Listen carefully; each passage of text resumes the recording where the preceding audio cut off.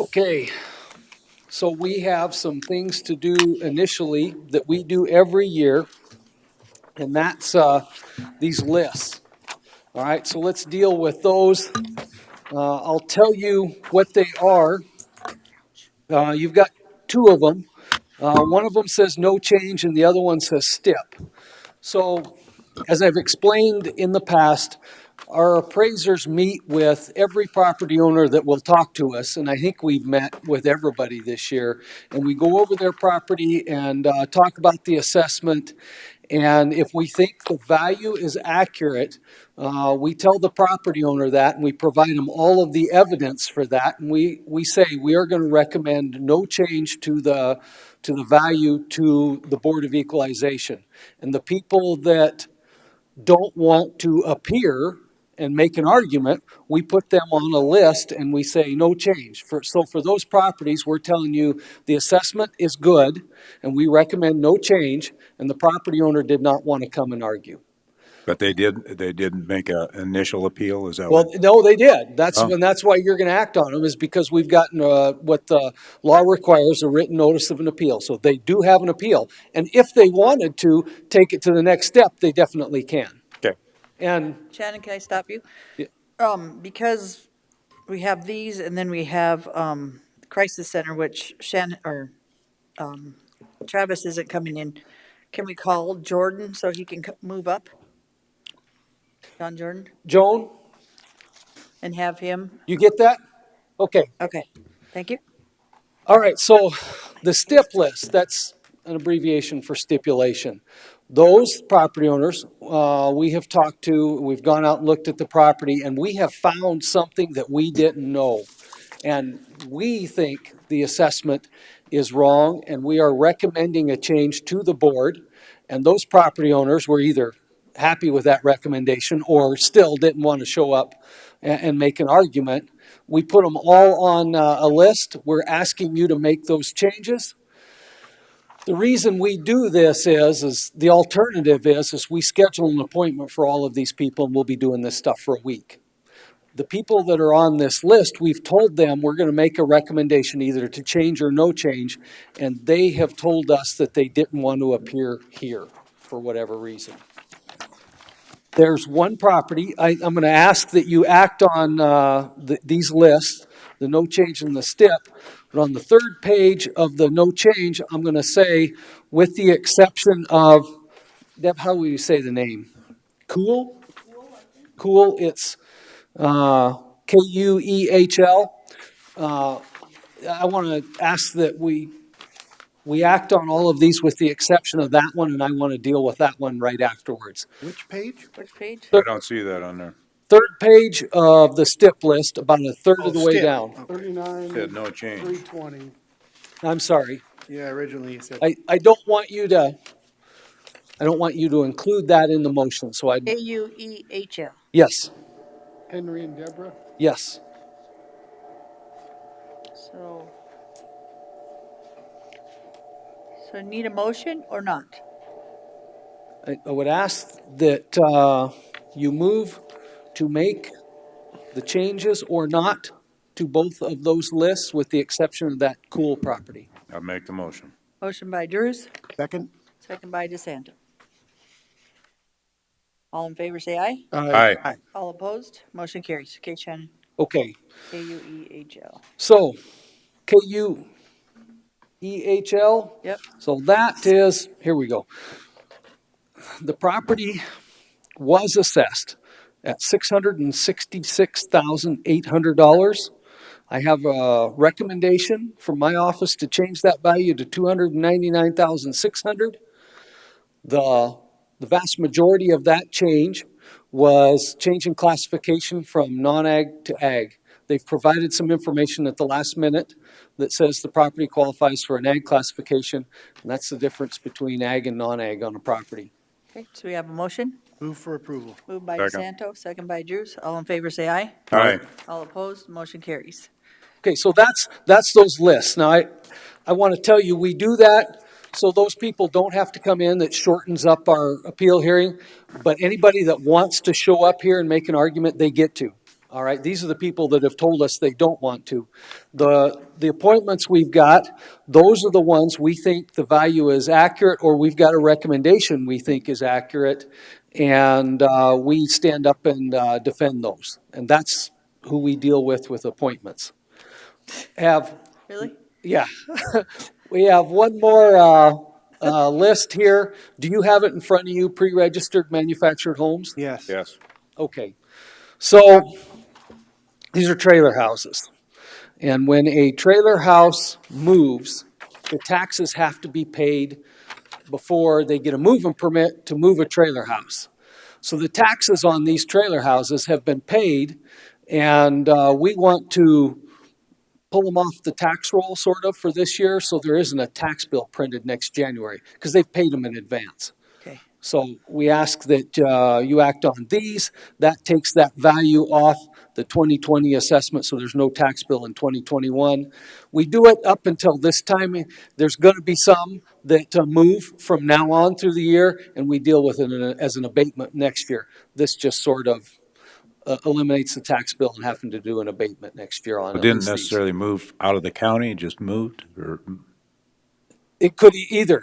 As long as the trailer house moves, you gotta get a moving permit, and the moving permit requires that you pay the taxes in advance. okay, So they actually, they paid the taxes that were owed, plus the taxes that will come due in January.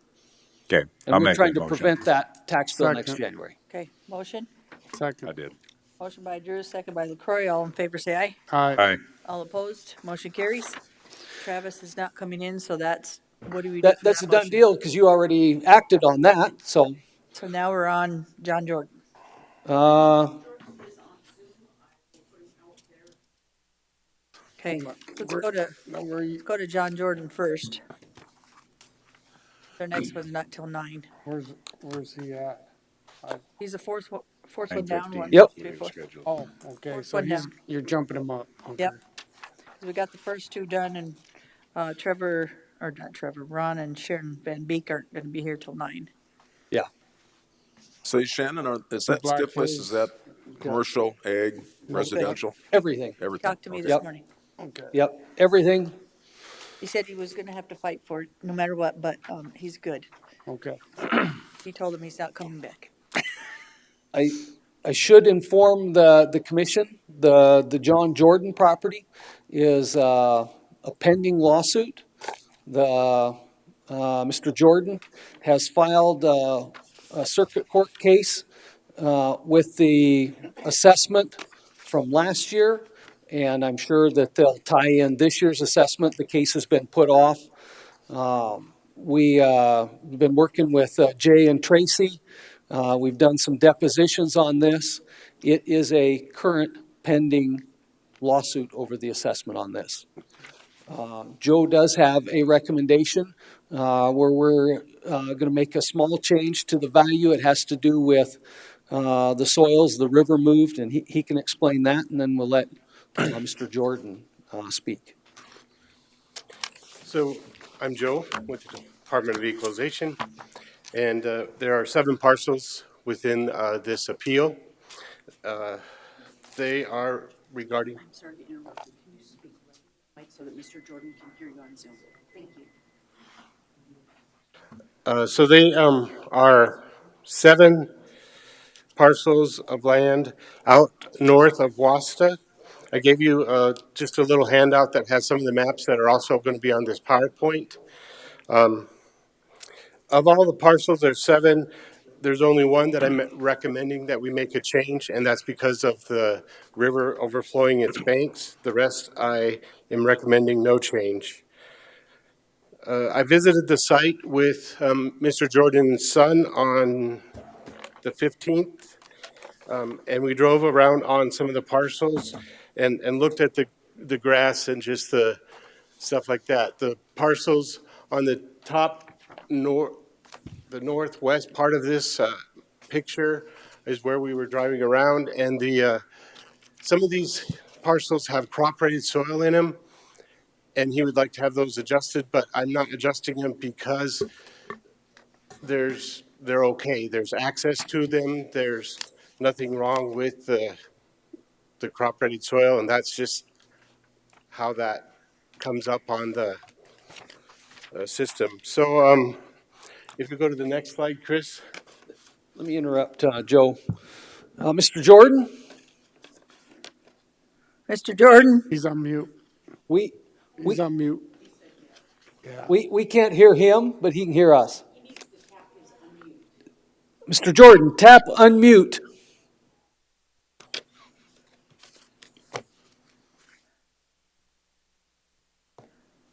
How's that? Okay, we can hear you and you can hear us. Great. Yes. Okay, I just interrupted just to check that. We'll continue. Okay, thank you.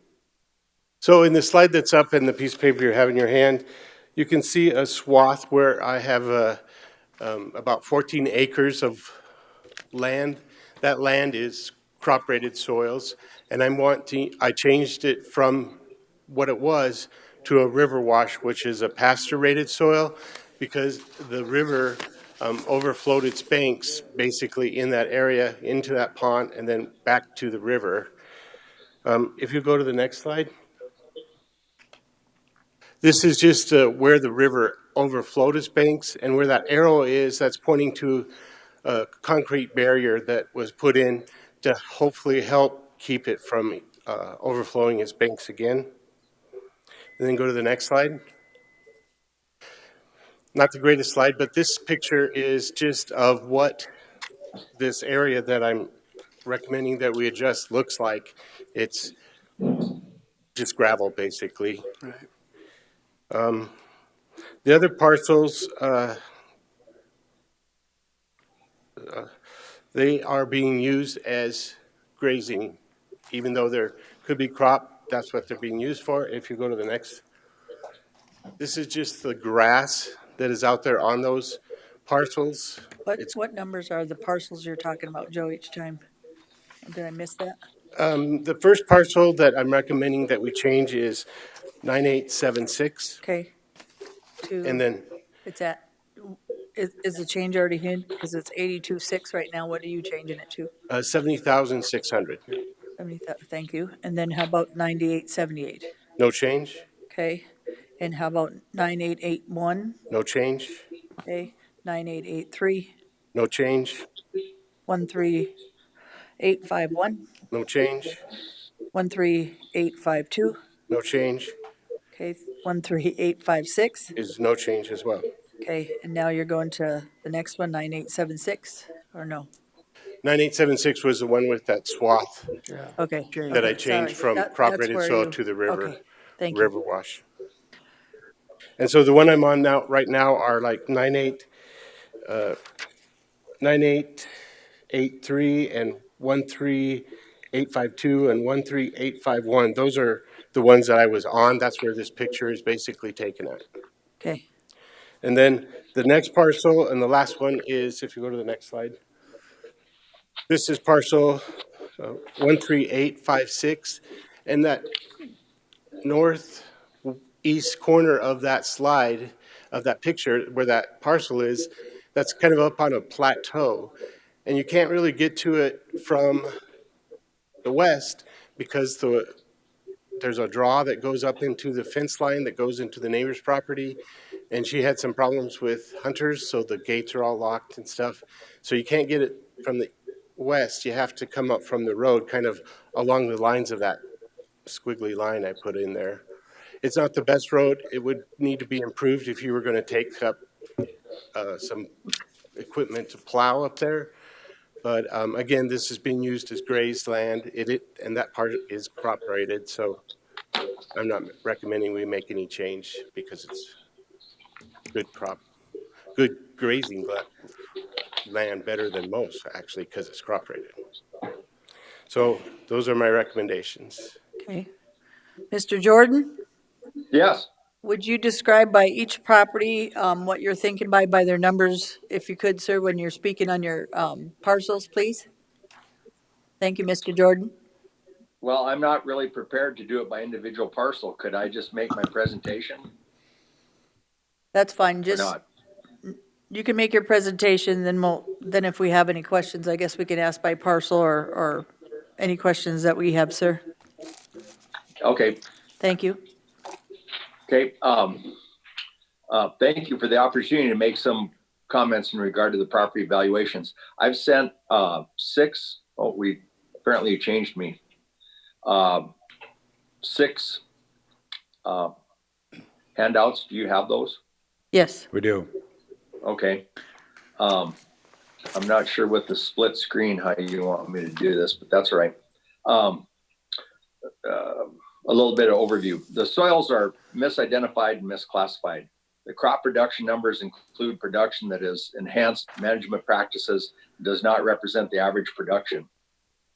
If our income came close to the taxed amount or the land could be rented for the model income, I would gladly accept the taxable amount.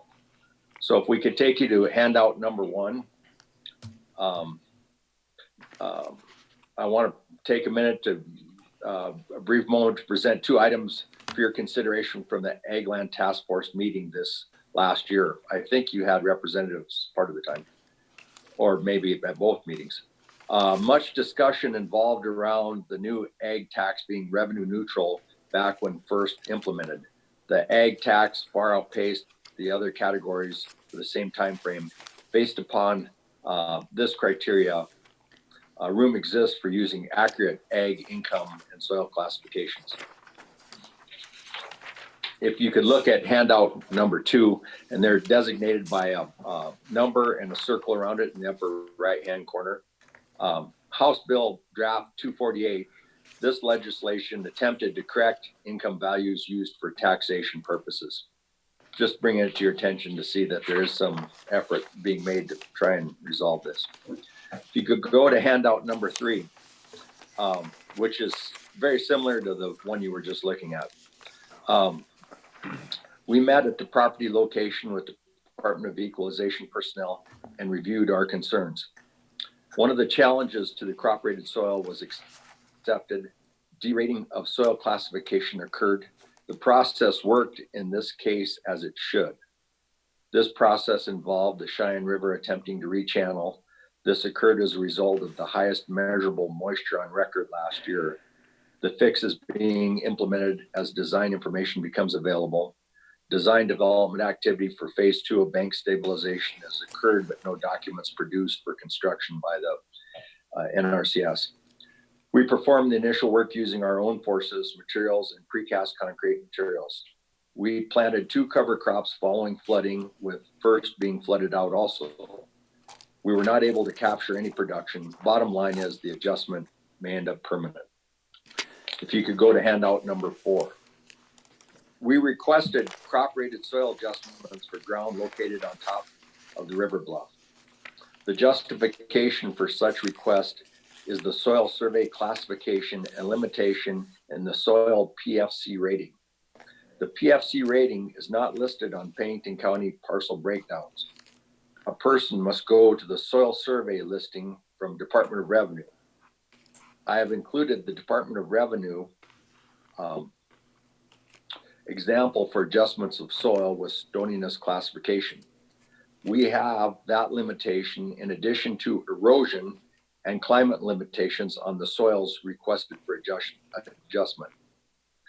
I would agree the soils with climate limitations could be adjusted with the Olympic average, but the model lacks insufficient data to identify drought production. The soil with stoniness or erosion classification should be adjusted, as farming according to traditional methods would be difficult and may not follow government protocol for highly erodible land. The small amount of inaccessible location of crop rated soil presents limitations. I think Joe described that. The adjacent ground includes weed infested field, CRP, and grazing ground.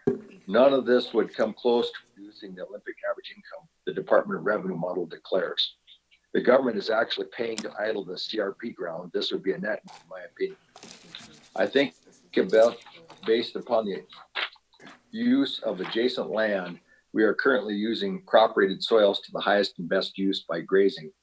I defer to the Department of Equalization to explain their analysis of these parcels. I think Joe's kind of covered it, but I'm not sure that he totally understands the soil survey or the limitations that have been identified for those soils that are on top. I mean, if you kind of think about it, you've got soils that are adjacent to river breaks, and they aren't necessarily the best soil. I think we've done a good job of grazing management. Anyway,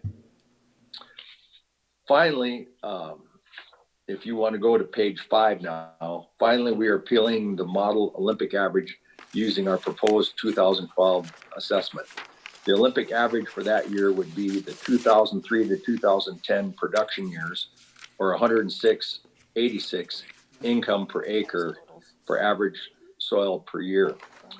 The NAS data used by the Department of Revenue model has built-in problems which does not represent the crop soil capability. No quality control mechanism or benchmarking has occurred to verify production numbers, in my opinion. Independent studies results are published and have been presented in the past. Variations exist on price basis for commodities. Any attempt to cross-check production based upon producer certified production would show Department of Revenue Olympic averages lack basis. Quite simply, the production does not match the taxation revenue or rental rates. The model rental rates are easily compared with NAS data. Pennington County appears to lack any crop production, which is the amount that's clouded for the years 2006 and 2016 and 17. So Pennington County appears to lack any crop production data for 2 of the 3 Olympic average drought years, the other being 2012. As I discussed last year, what numbers did Pennington County Commission use to declare the county a drought disaster area? At this point, I'd ask you to turn to page 6. I would appreciate the production numbers being shared with everyone. By declaration of the disaster with data considered for drought that would conflict with taxation models presents a commissioner concern. If you read handout number 6, you'll see that you declared a 95% loss, and yet we had an income of 146.91. Well, if you would do a little proportional relationship, it obviously doesn't make sense. That's the end of my talk. Now I'll possibly, Madam Chair, was the question, what are the revised numbers for each parcel? Or what am I asking for? Nope, he just switched, the only parcel he did no change, which was Joe that did your assessment, was Yes. 9876 to 70,600. So your Yes. total amount is about 246,000 for the total amount of all those properties? Is that what you got? 246,000? I didn't add them, but I trust your mathematics. Okay, I don't know if you trust mine, but. So you have 804 acres and the assessment is about 246,000. Am I correct? That may be, whatever you say. Is that what it is, Joe? Give me one more second. Thank you. You're wanting the total current or the total with the Total on adjustment? those, 1, 2, 3, 4, 5, 6, 7, that's, yeah, what you changed. Those 7 parcels add up to what, Joe? With the change of the 9876. What?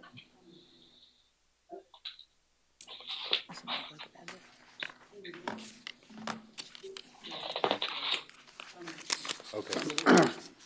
Yeah, it's on the front page, 110,600. What? What do you get, Mark? Yeah. Well, I added the ones on the top, right? That he just did. And- Right. And what, it comes to like 246, doesn't it, Deb? 46 something. All of them? These top ones, yeah. These are the ones we're talking about, the 804 The acres, right? 253, 400? Oh, I'm sorry, I was Forget- looking at the last. 253, 400? That's why I said, don't, okay. So basically, 265, 400 would be the base assessment. 253.4, That's because my we numbers. changed. Mr. Jordan, we Okay, changed well- the top one, remember, so it's 253.4. Okay, And then it's 804 acres, 804.81 acres, right? Mm-hmm. And you, Yeah. and your assessment is 253.4 on those 804, If you make that change, yes, that's what it would be. okay. Madam Chair, may I make a couple comments? Yes, sir. Mr. Jordan's argument is over the soil survey that's being used and the valuation formula that's set up in state statute. We are using the federal soil survey, the best information we have of the soils that are out there. The state legislature is looking at an updated soil survey and some changes to the valuation formula, but we don't have that yet for this assessment. This property is assessed in the same manner all other property is in Pennington County and across the state. His argument is best set for circuit court, where he's arguing about the state law that sets this up. I would ask that you only make the change that we recommend here. Anything otherwise would set it apart from every other property, and that's an argument that we've got going in court right now. So can someone tell me how much, Could I make may I comment? yes, sir, just, what does that come out to an acre, guys, at the 253.4? That To would the, be If you're just averaging it across all the acres, yeah. What is the total per acre then? 14. $314 an acre? Yeah, 314 and 85 cents. Okay, thank you. Mr. Jordan, go ahead, sir.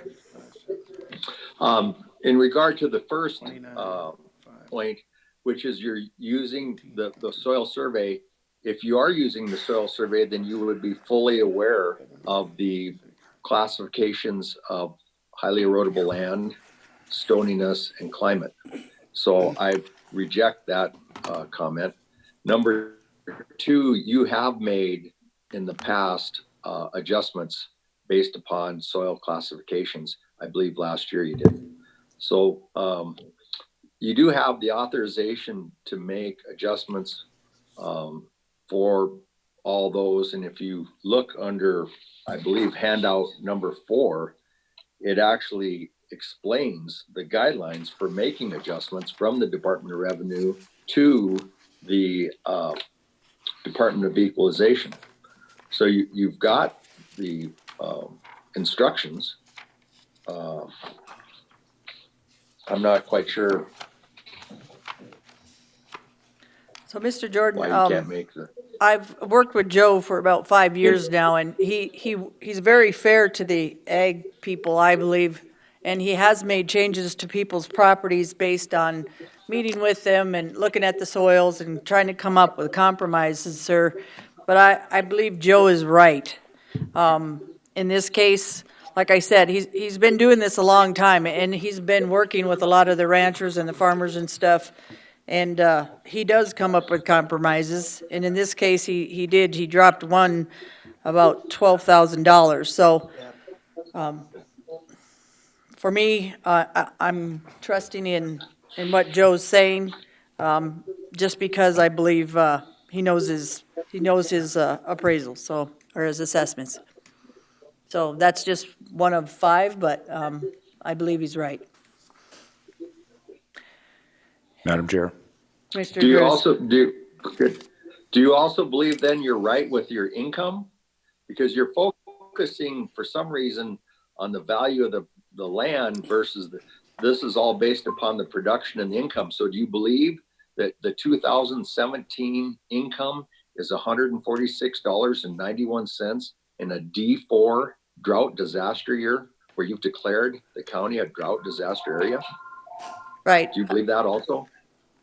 Because that's what Joe's looking at. I'll respond, Madam Chair.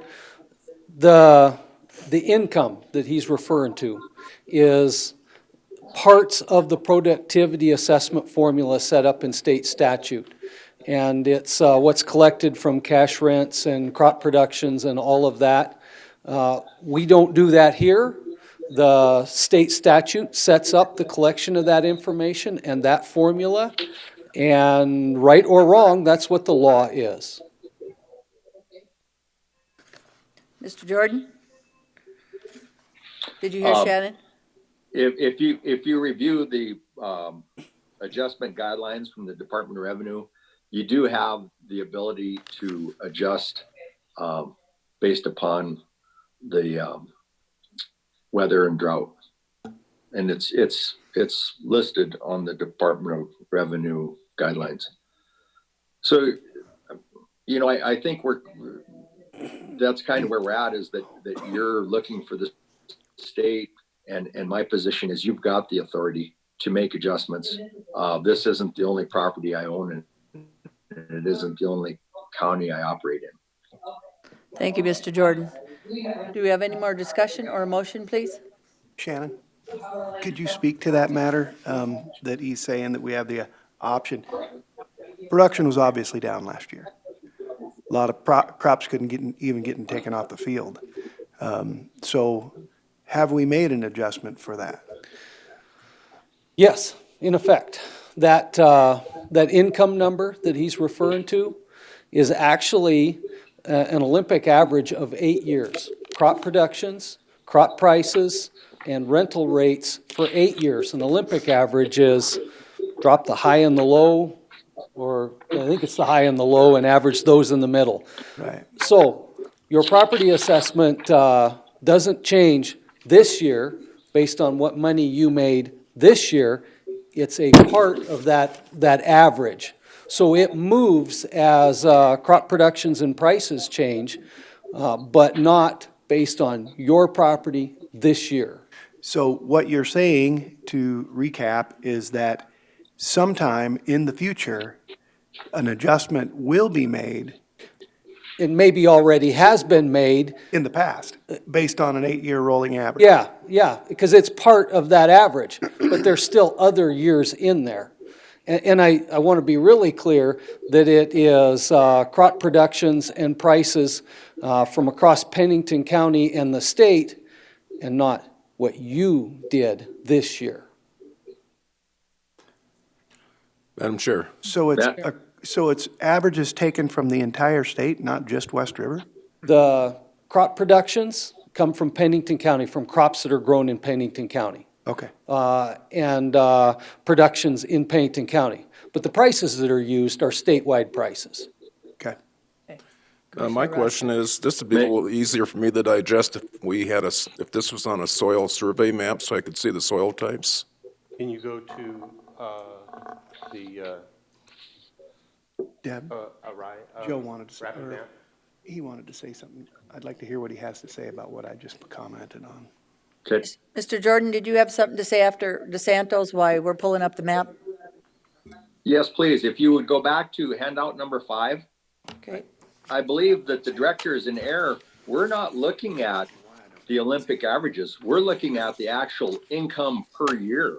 I did not present to you the Olympic average income. I do totally understand how the Olympic average works. I'm presenting to you the individual income.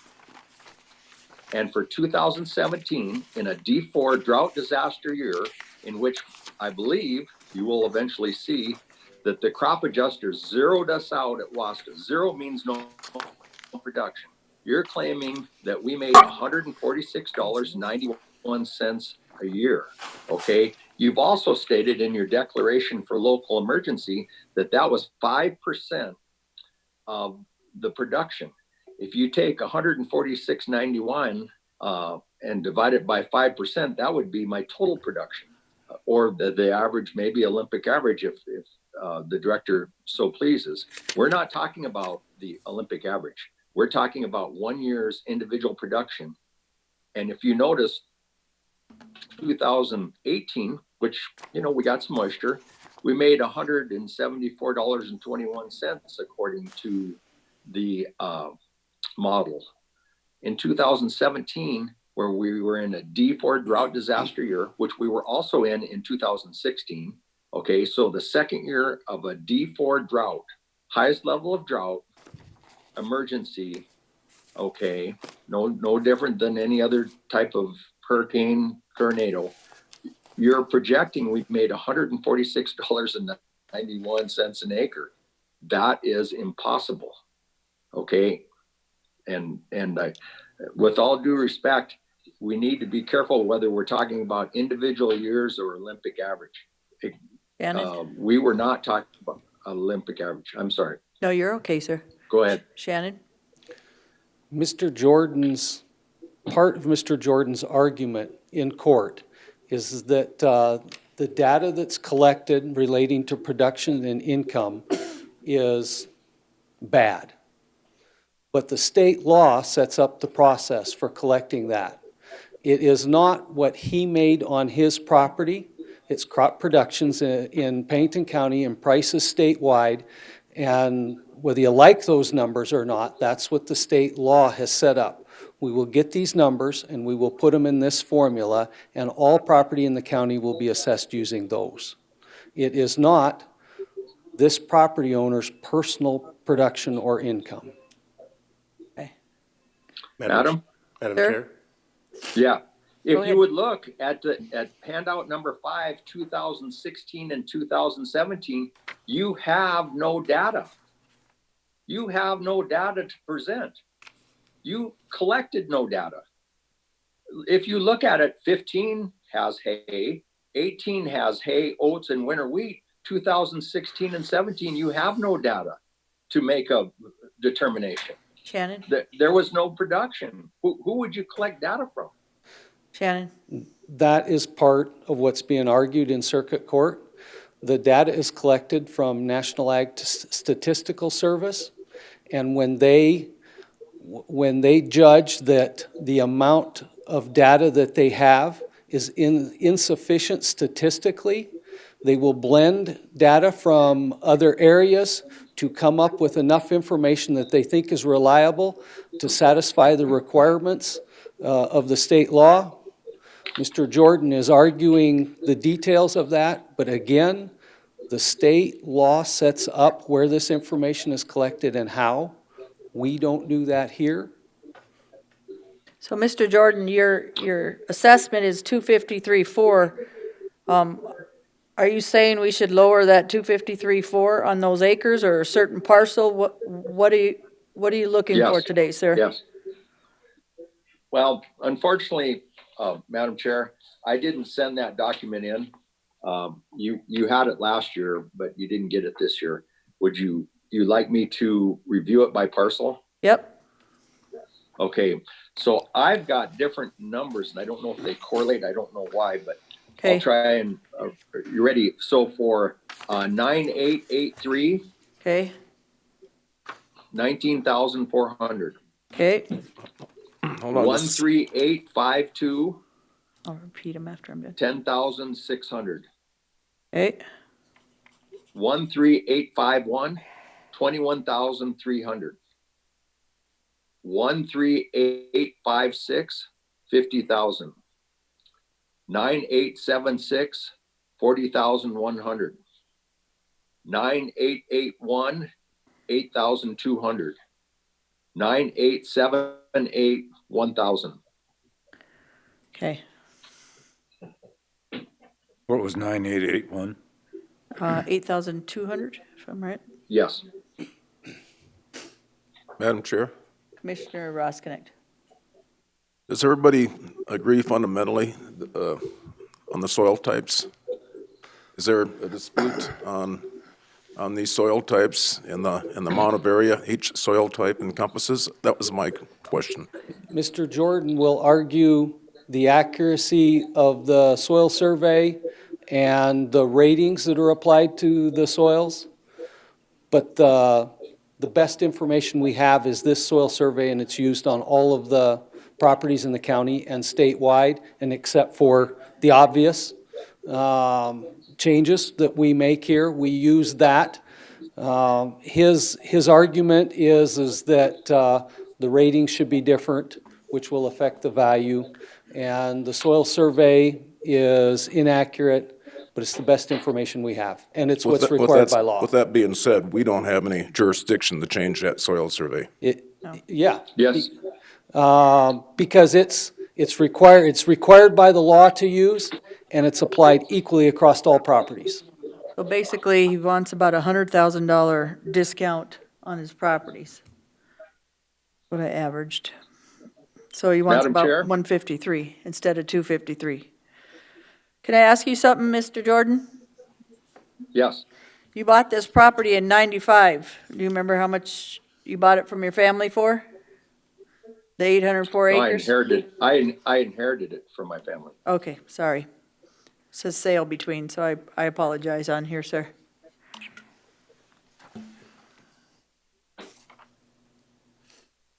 Can I, Would you can I sell me that comment to the land soil for, survey? would you sell me all that land for 153,000 for? I would rent it to you for your income. If you'll give me the rental which you're taxing me on, I would gladly rent it to you. How does that sound? That's a good way to get you into agriculture, and you can pay the rent that you're taxing me on. The 153 Maybe you for? haven't noticed, but it's a little bit hard to keep people in agriculture. The problem, and you should be acutely aware of it in this particular area, is most land sells for recreational property. Having the set of horns up on your wall doesn't matter anymore. Having the ranch on your wall is what matters. Right. Madam Chair, can I respond to the value issue? Mr. Shannon? The law still requires that your property can't be assessed over market value, even though ag land is assessed not at market value, but based on a productivity formula. The law still requires that it can't be assessed more than market value. So we still look at sales information to ensure that the productivity assessment is still not higher than market value. And I can confidently say that we haven't found a property yet that's classed as ag that's assessed for more than what it's worth. And in fact, they're assessed for significantly less than what it's worth. That's the point of the productivity assessment. And we've looked at this property that way. Mr. Jordan, I do appreciate your argument today, and I do appreciate ag community, but I'm not going to agree with you today, sir. That'd be me personally. And I think, again, I think he did this fairly. That'd Madam be Chair. Commissioner Drews. I Can I ask agree. you one question? Hold on, ahead. sir. Go ahead, John. Go ahead, No, Mr. Jordan. you're ready to be done with me anyway, so I'll let you finish. No, you're actually pretty entertaining, plus I do like the wall on the back of your head there. It's pretty cool. Thank you. Well, we do this for a living. I know you do. The soil survey and the proposed legislation that they're working on, unfortunately, the soils that the state uses is based on statewide rather than separating what we have in western South Dakota and Pennington County, where you do have potentially some crop soils that's mixed in with grasslands and so forth. In many of those cases, it's not feasible to use those crop soils for actually growing crops, but it's a better use of it for using it for grass. So there is, in my opinion, there is some inequity in this, but that's probably only going to be clarified through the legislature or possibly through the courts. Joe, did you have anything else to say? Did we miss anything? I don't have anything else to say. I was just going to explain where the crop rate soil was if anyone was interested. I would like the, Yeah, Mr. Ross, So- would like that. If you look at the little map, parcel on the northeast part, 13856. Yep. Where that 34 is on there and it says SEB, that's crop rated. And then the SGA that comes in there, that's crop rated on that parcel. so that'd be dry crop? It's I crop thought- rated. Yeah. It's crop rated, which he's got grass on it. Then if you go to the left to the parcel that is an upside down L, 13851, that one, the SEB is crop rated. And then there's SEA up at the top that's also crop rated. The next little square, 13852. Where's my map? So when you say crop rated, that would be more suitable for crops than for grazing? That's what the soil survey says, but within that, then it takes into account the rocks. It takes into account terrain and all those variables and gives factors to that value. So if it was full value, it'd be $1,270 an acre, but it's not because of the factors that are given to crop. So I look at that map as a road map for you to follow to derive these numbers that we're looking at today. Exactly. So we're using that map as a roadmap for us. And we didn't make the map, the way I see it. That was produced by another entity totally that, and I can see where nothing is perfect. I mean, we know that there's going to be some deviation from one soil type to another, so to me, it's just Absolutely. treating this property just the way you would with all the ones surrounding it so that we're equitable. Correct. The same map used for all properties across the county. Yeah. Madam Chair. Commissioner DeSanto. Mr. Jordan, I agree. May I- I agree with Gary. Can I make a comment, Madam Chair? Hold on, Mr. Jordan, let Mr. DeSanto, Commissioner DeSanto speak, and then we'll have you speak, sir. Okay, Commissioner DeSanto. Okay. I just wanted to state that I agree with Gary that the crop ratings being based on the entire state gives obviously East River an unfair advantage, West and River. puts us at a disadvantage. But at this point in time, that's what we have to work with. And if we start going through every single piece of property individually, not that I don't trust your statement as to what's gone on as far as harvest is concerned in the past couple of years, because I help with it on occasion, and not on your ranch, but other places. And I know that the numbers are down significantly as far as harvest is concerned. But this is what we have to work with, and therefore we have to stick to it. Hopefully, legislature is going to make some changes that are going to lean on West River's direction as far as helping our West River ranchers and farmers out. But at this point in time, it doesn't seem that we have the option, unless we go over each individual piece of property in entire Pennington County, to make much of a change, frankly. Mr. Jordan? Yes, so I'm not disputing the soil survey in this particular case. I You understand go that. back up to the right-hand corner, GB is a highly erodible soil. HA at this particular location is climactic, has limitations. CVA is stoniness, LO is stoniness. At this particular location, they have limitations based upon the soil survey, okay? You can make corrections for that, for stoniness and highly erodible. You can make entire corrections for the whole county for that same soil with those limitations, and you should be making those corrections. Okay, whether you like it or not, Mis- it is happening. Mr. Jordan, I believe Joe did that on No, your he did properties. Okay. No, he did So, not. do we have a motion or more discussion? I'll make the motion to leave the assessments, multiple parcels as is, with the change on 9876 to 70,600. Is there a second? Second. Motion made by Hadcock, second by LaCroy. Discussion? All in favor, say aye. Aye. Aye. All opposed? Motion carries. Thank you, Mr. Jordan. Okay, could you, what was the vote? 5-0? Yes, yes, sir. Okay, thank you. Thank you, sir. Thank you for your time. Okay, so we skipped over Van Beek, Okay, and they're here. thank you. Oh, and I think, Trevor?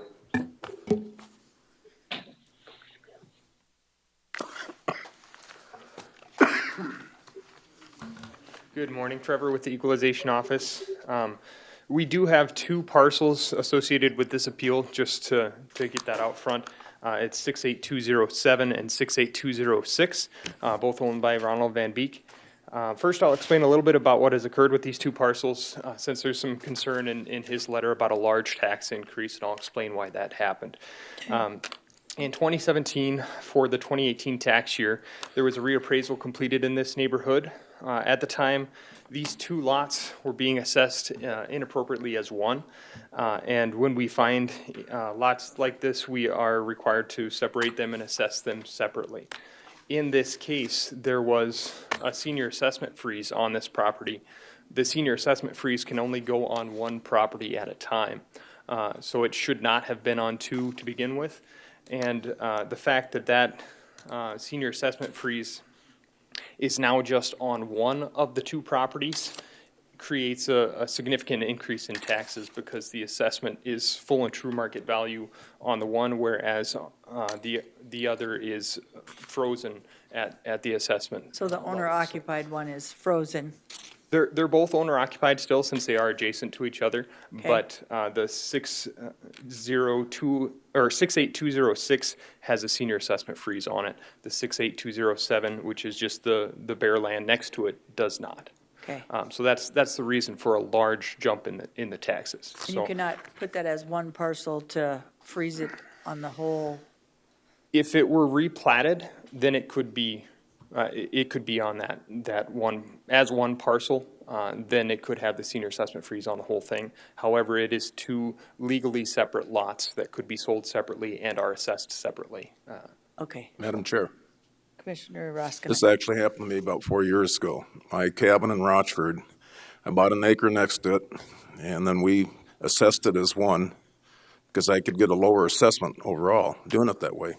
Then it was brought to my attention that they each have a parcel ID number, and so that unless I replatted it, two lots in the one, I had to break that out and pay my fair assessment on each one. So I've been through there personally, so I can totally understand this. And state statute probably says you can only use one for that benefit. Correct. And they're probably using the one that's assessed the highest to benefit them the most, would be my guess. Yep. So to go into a little bit of detail on each one now, that's just the backdrop of what happened and why the taxes increased significantly. Starting with the vacant lot, 68207. This is a bare 0.74 acre lot that is out Radar Hill Road off of Moon Street. It has access to electricity and Box Elder City water.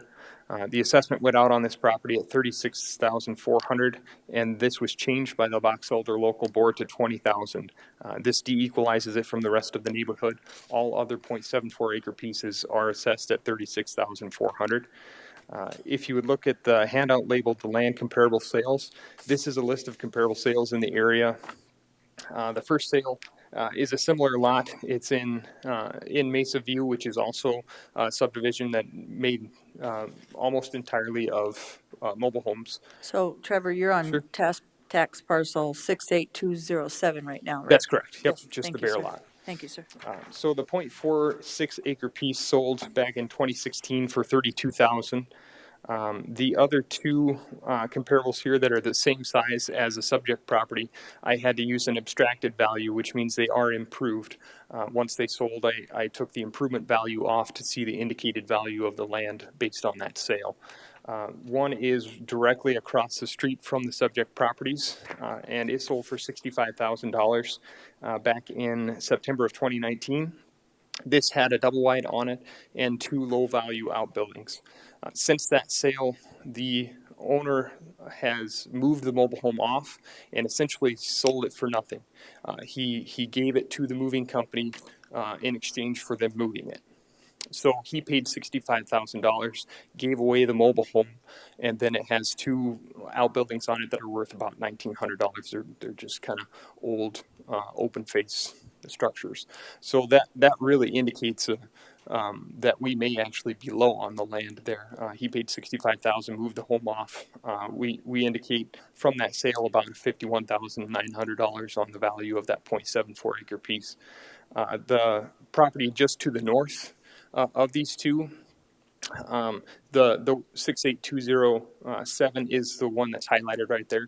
So if you go 2 parcels to the north, that's another one that sold back in 2017. That sold for 157,500. If you take the value of that double wide and the detached garage off, it indicated a land value of $81,000. We also have land sales of a little bit larger parcels elsewhere in the neighborhood here, selling from 67,900 all the way up to 80,000 for a 2.77 acre piece. So I do feel that our assessment on the land is fair and not overdone. I would recommend to reinstate the original assessment of 36,400 to that one. Since we are dealing with 2 properties here, would you like me to go on to the other one? Yep, 68206, is that what that is? Yep, so Thank you, 68206 is just to the north of the highlighted parcel there and does have their home on it. This was originally assessed at $36,400 on the land and $8,800 on the improvements for a total of $45,200. Again, this does have the senior assessment freeze on it, so the frozen value was at $5,284, but we still do need to assess it at market with our assessment anyway. The local board changed this assessed value to $27,800 on the land and $3,717 on the improvements for a total of $31,517. This is also located off of Moon Street. It's the same size, 0.74 acre, and the mobile home is a 1973 single wide. There is a carport as well. The mobile home has 924 square feet and has 2 bedrooms and 1 bathroom. So this was built pre-1976, so it's pre-HUD home, so it doesn't really have code. We don't know as to what code it was built to. For that reason, I looked for pre-HUD sales of mobile homes to help support that. It was brought to my attention there were some condition issues, both with the carport and the mobile home. I went by and I did take the value of the carport off completely. I do not feel that has any value to the property. The mobile home itself has a roof structure that is starting to fail, so it's about 2 inches lower in the middle of the home than it is on the edges. So what I did was I found mobile homes that had similar condition issues in very poor or worn out conditions that had sold, and I do have a sheet there for you with 7 of them that had sold. One of them actually sold twice, and I broke it down into a square foot value of what they sold for. Ultimately, what I'm looking at there is getting the value of the mobile home down to $2,500, and that's just based on these sales and also the general depreciation that we find on mobile homes of this condition, age, and size, and the quality as well. So these sales all support that value of the $2,500, and it also used our depreciation that we have in general for mobile homes of this age to get to that value. I'm recommending to reinstate the original assessment on the land of $36,400, but I'm recommending to lower the value of the improvements to $2,500, which is lower than what the local board did on the improvements. So the total on that one would be $38,900. Instead of 45.2. Correct. Okay. Madam Chair, this trailer park, is that, I assume, is that individual water and sewer? No, this is actually, it's kind of a mix. A few of them are not in the city of Box Elder, but they were annexed into the city of Box Elder and have Box Elder city water. Okay. Then they have their own septic. Okay. And the septic's okay on this property? To my knowledge, that would be correct. Okay. Thank you, Trevor. Madam Chair. Commissioner? Trevor, explain to me how that senior assessment freeze works. What that does is if you qualify for that, you have to qualify based on either being disabled or being 65 or older and meeting a certain income requirement and value requirement for the property. So they met all of that requirement. And what that does is it takes our assessed value and lowers it to the lowest amount since they became eligible for that. So turned 65 or became disabled, and freezes it at the lowest value since then. So this is actually frozen quite a ways back. And the value is quite low on this parcel as far as the taxable value. The assessment still stays the same, but it freezes it as an exemption, and then that gets factored down and taxed on that dollar instead of the market. So is Thank you. 68207 or 68206 frozen? Which one's frozen? 68206 is the one with the mobile home on it is Is the one. frozen. Currently, last year it was at 5,284 for the frozen value. So that's what they pay is 5,000, That's the whole that would be the taxable value. So it'd be, I don't know the taxes on it off the top of my head. tax, what do you mean tax? That's Wouldn't be much. Madam Chair. 5,000, how much 5,284. is the frozen value that they're paying right now? Correct. Okay, on Land and trailer. 68206. Correct. Okay, Just for clarification, then to qualify for that tax freeze, do you feel that's a form that comes out each year, I think, from the treasurer's office? Yes, that's correct. Okay. and then 68207 is the one that you're putting at 36.4? That is correct. Yes, that's the bare lot right to the south of this one. Okay. Next, we'll have Ron and Sharon Van Beek, please. Thank you, Trevor.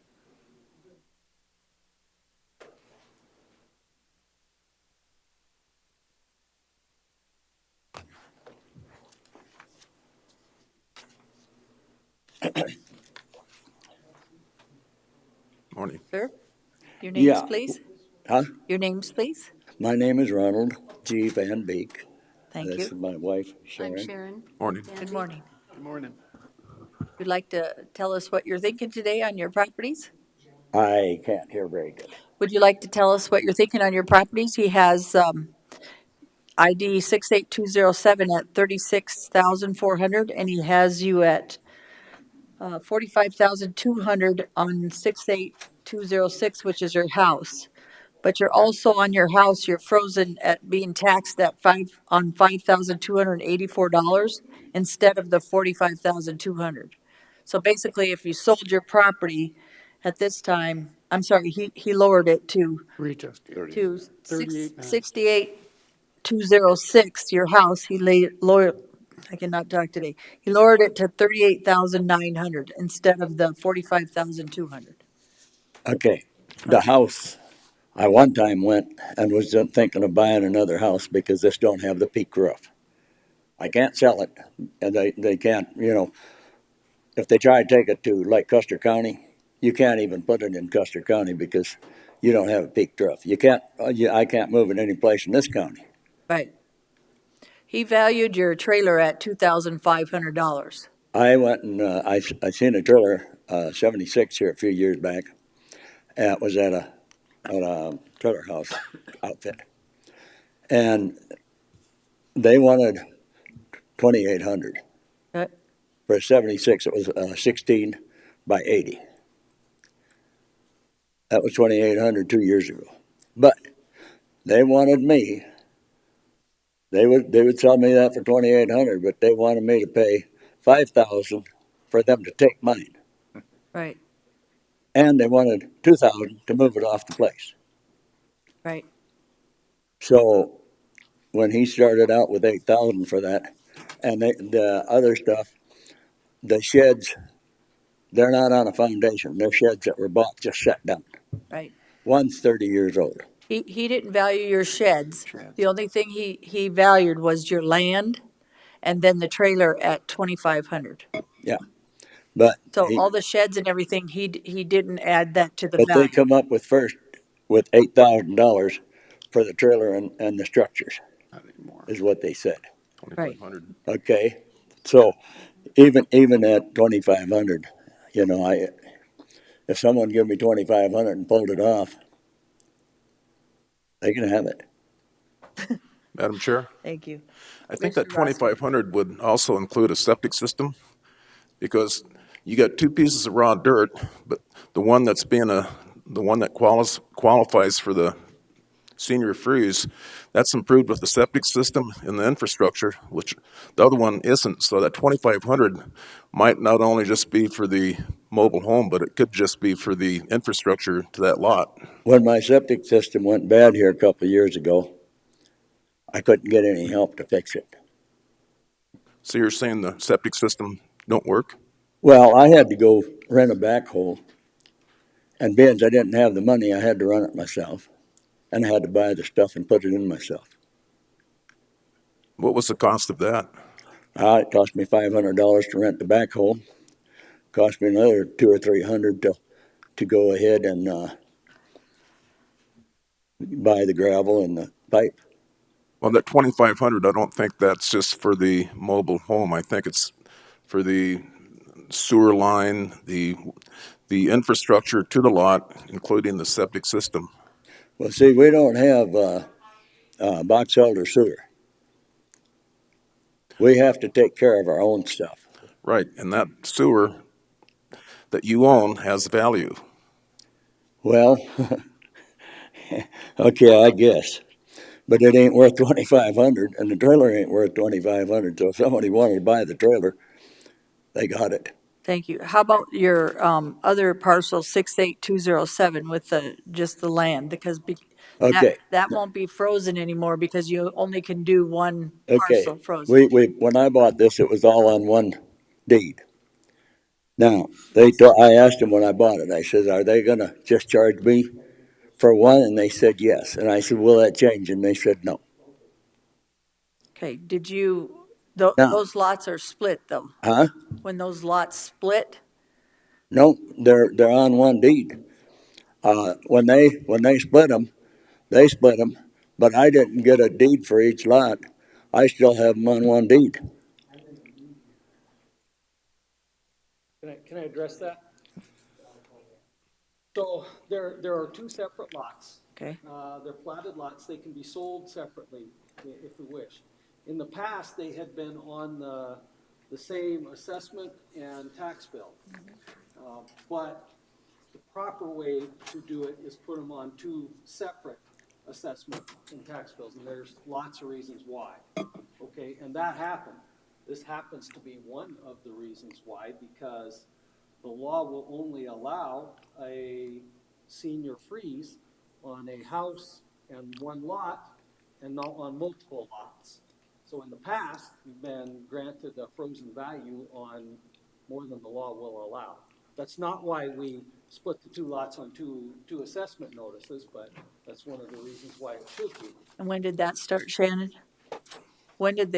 Trevor, when did they start taking the freeze off both lots? That was it was the 2018 tax year. In 2017, they decided that we was gonna, so in 2018, we had to start paying. But they didn't survey it and they didn't give us the second deed. But anyhow, I was gonna go like this. In 2017, 2018, it was $489 for that lot and 36 cents. And from 2017 to 2018, 2018 to 2019, they went up to $648. There's nothing on that lot for 3/4 of an acre. And then this year, they were going to go up again.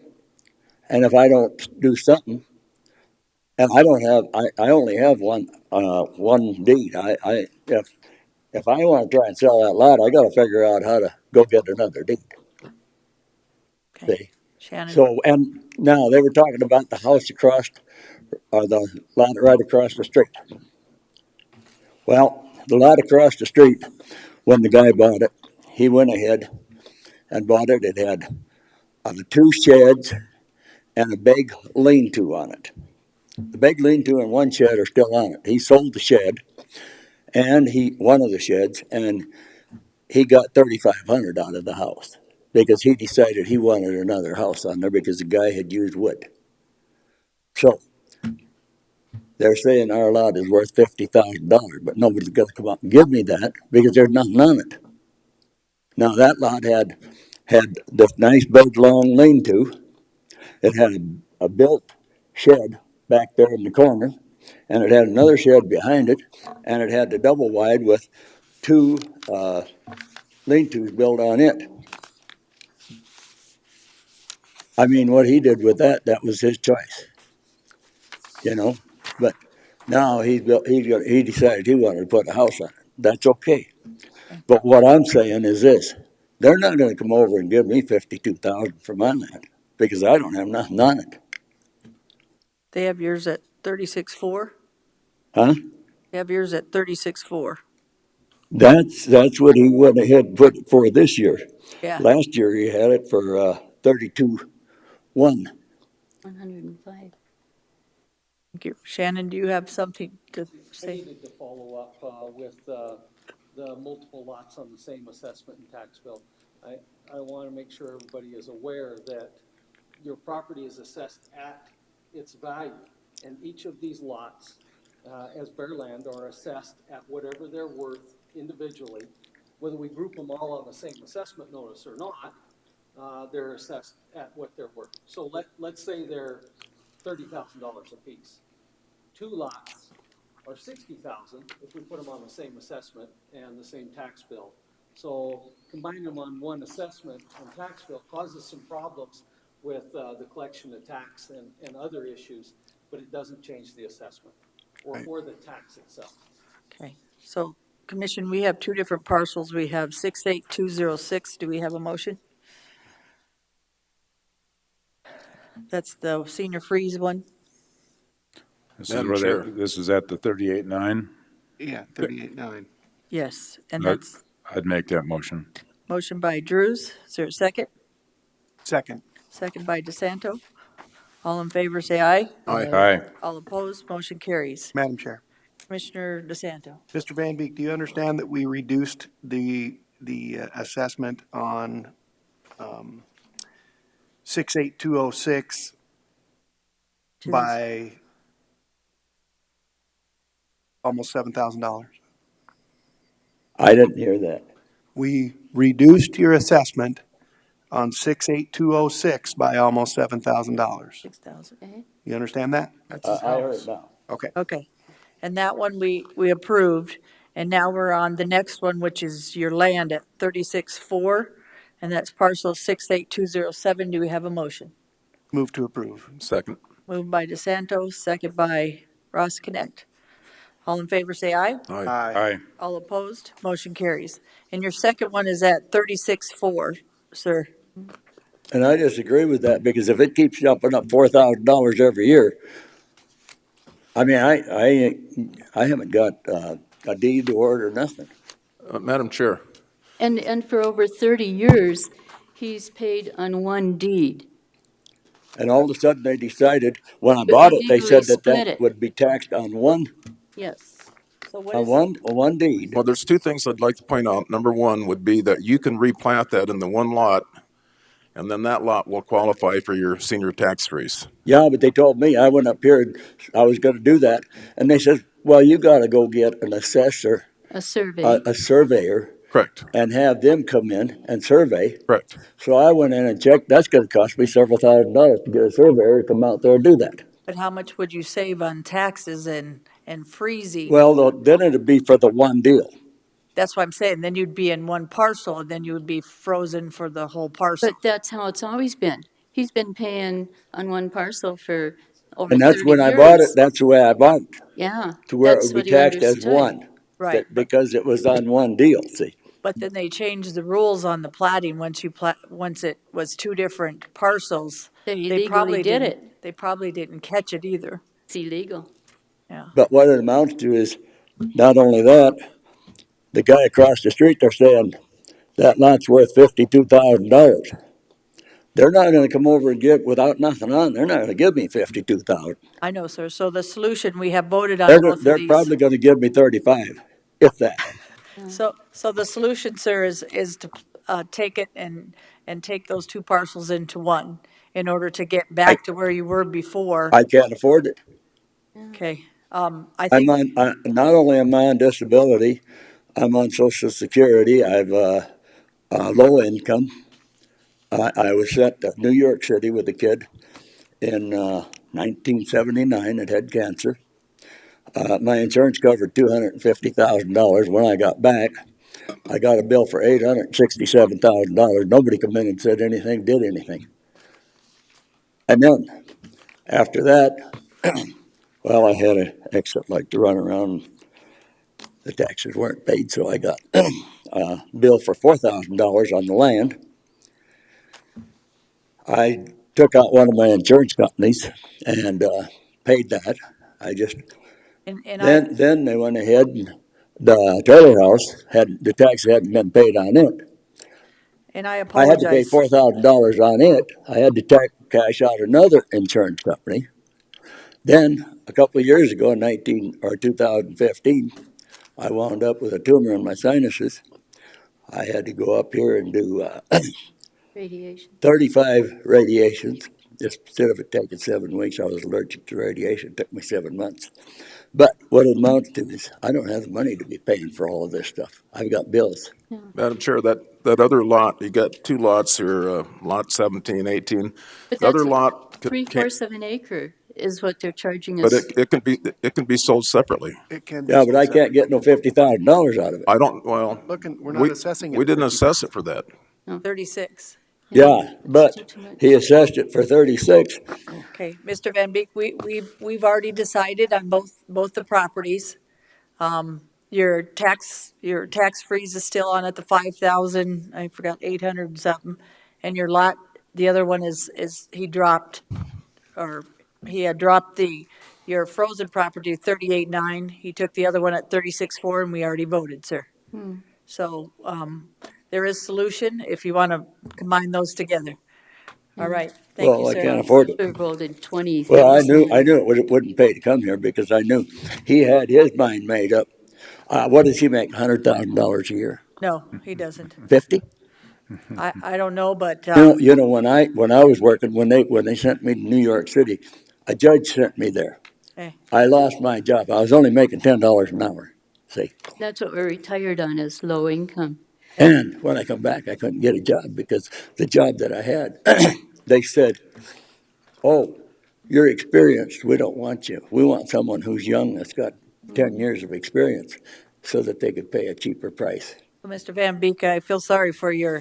your life experiences, but at this point, your solution again, sir, is to combine that lot and do it legally so you can freeze it, so that way your income level and that frozen Well, can keep you safe. if they want it, Don't they have- want it split, why don't they give me a deed for both lots? Okay, thank you, sir. You have a good day, We sir. don't have paved roads or sewer or we have substandard water, so, Can I give these sales? it's a situation there. Thank you, ma'am. Okay. Have a good day. Okay. Mr. Fisher is probably not coming in, but Mr. Pasica is here. We'll Okay. do Pasica. Thank you.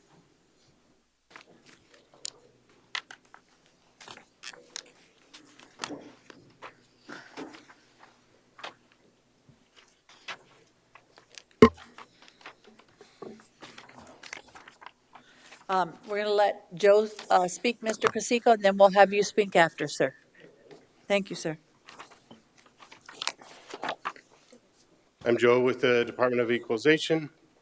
The tax parcel that we're talking about today is 51216, which is owned by John and Judy Pasica. I've also created a little PowerPoint, just to go along with the papers that I have just given you. I am recommending that there be no change to this parcel. What kind of happened is Mr. Pasica came in and he spoke with Richard Reich about this property, and then he came back in a day or so later and was talking about his residences within the city limits of Rapid City. At that time, it was too late to appeal those, so we talked about that and went on our way. And then he said, well, I have another property I want to appeal. I can still appeal, which is this one, which is a commercial one. So I get to talk about, instead of acres and what they're valued out, I get to talk about square feet. So if you'll go to the next slide. I drove by the parcel on March 19th. As I said, it's a commercial property. It is located approximately 1 mile from the south end of Ellsworth Air Force Base runway. The zoning for this parcel is called Highway Services District. So if you go to the next parcel, Joe, wasn't this a parcel where you had oil or something on the land? Wasn't there something to do with the land, if I recall? Or he has a repair shop? I can't remember. well, yeah, there's a bunch of cars here. Salvage yard. Yeah. A salvage yard, yeah. Yes, that's what it is. It's about 3.19 acres. Highway services, this property could be used for a gas station, a shopping center, mobile home park, but there's many other uses. If you go to the next parcel, next one. This is an overhead picture of the parcel with all the cars on it. The median assessed value on this property since 2009 is 45 cents per square foot. Properties on either side of this property are assessed at 85 cents per square foot. Go ahead and go to the next picture. Okay. The needs of Box Elder residents area has changed over the past 5 years. The structures on this parcel are well used. They are in need of repair. Although these buildings are in need of repair, the location of this property would tend to be used, as I said, for like a strip mall or a restaurant trailer park. Currently, the buildings are being used as storage. The current management decision is not really consistent with the highest and best use of this property, and the auto salvage lots, for the most part, have been located to the outskirts of Rapid City or north of the mall. So, so this slide right here shows the Pasica assessments. Since 2009, you can see that on the right-hand side, they were at 35 cents for a long time per square foot. Then they went 1 year to 84 cents, then back to 44, and then now this year they're at 84 cents per square foot, which is consistent with properties on either side of the property. Go ahead and go to the next. So Joe, why in 2014 was it 84 and then reduced back down to 2015 through 2019 to? Is my understanding that we corrected the value to be consistent with the other neighbors, and was it changed at the? There was an appeal to the city board and so forth, and they lowered that to the 44 cents and everything. And we left that on there for 3 or 4 years, as you can see, and it's back up to the 85 cents a square foot, along with everything along Highway 1416, all the way from the convenience store clear to the end of. Going to the east end of town, all of those properties are at 85 cents a square foot for land. Madam And you Chair. go ahead. The next few slides are just Hold on. Maybe LaCroix, I'll wait for my Commissioner. question until he's done. I'm sorry. Okay, sorry, Joe. well, the next few slides are just pictures of the property. If you just go ahead and tick through those. The buildings that are there, they need to be, again, repaired. There's 3 buildings, a little shop building there, and then that big shop building. And then the next slide. This is the comparable sales that I looked at for this property. The 2 that are in green are just the assessed values of properties on either side of them, and you can see they're at 85 cents per square foot. The next 4 sales are sales that are within 4 miles, or a mile actually, a mile of the subject property that have sold. I abstracted the buildings when necessary and then took the remaining value and divided it by the square foot. And you can see on the right-hand side that the properties sell for well over 85 cents per square foot.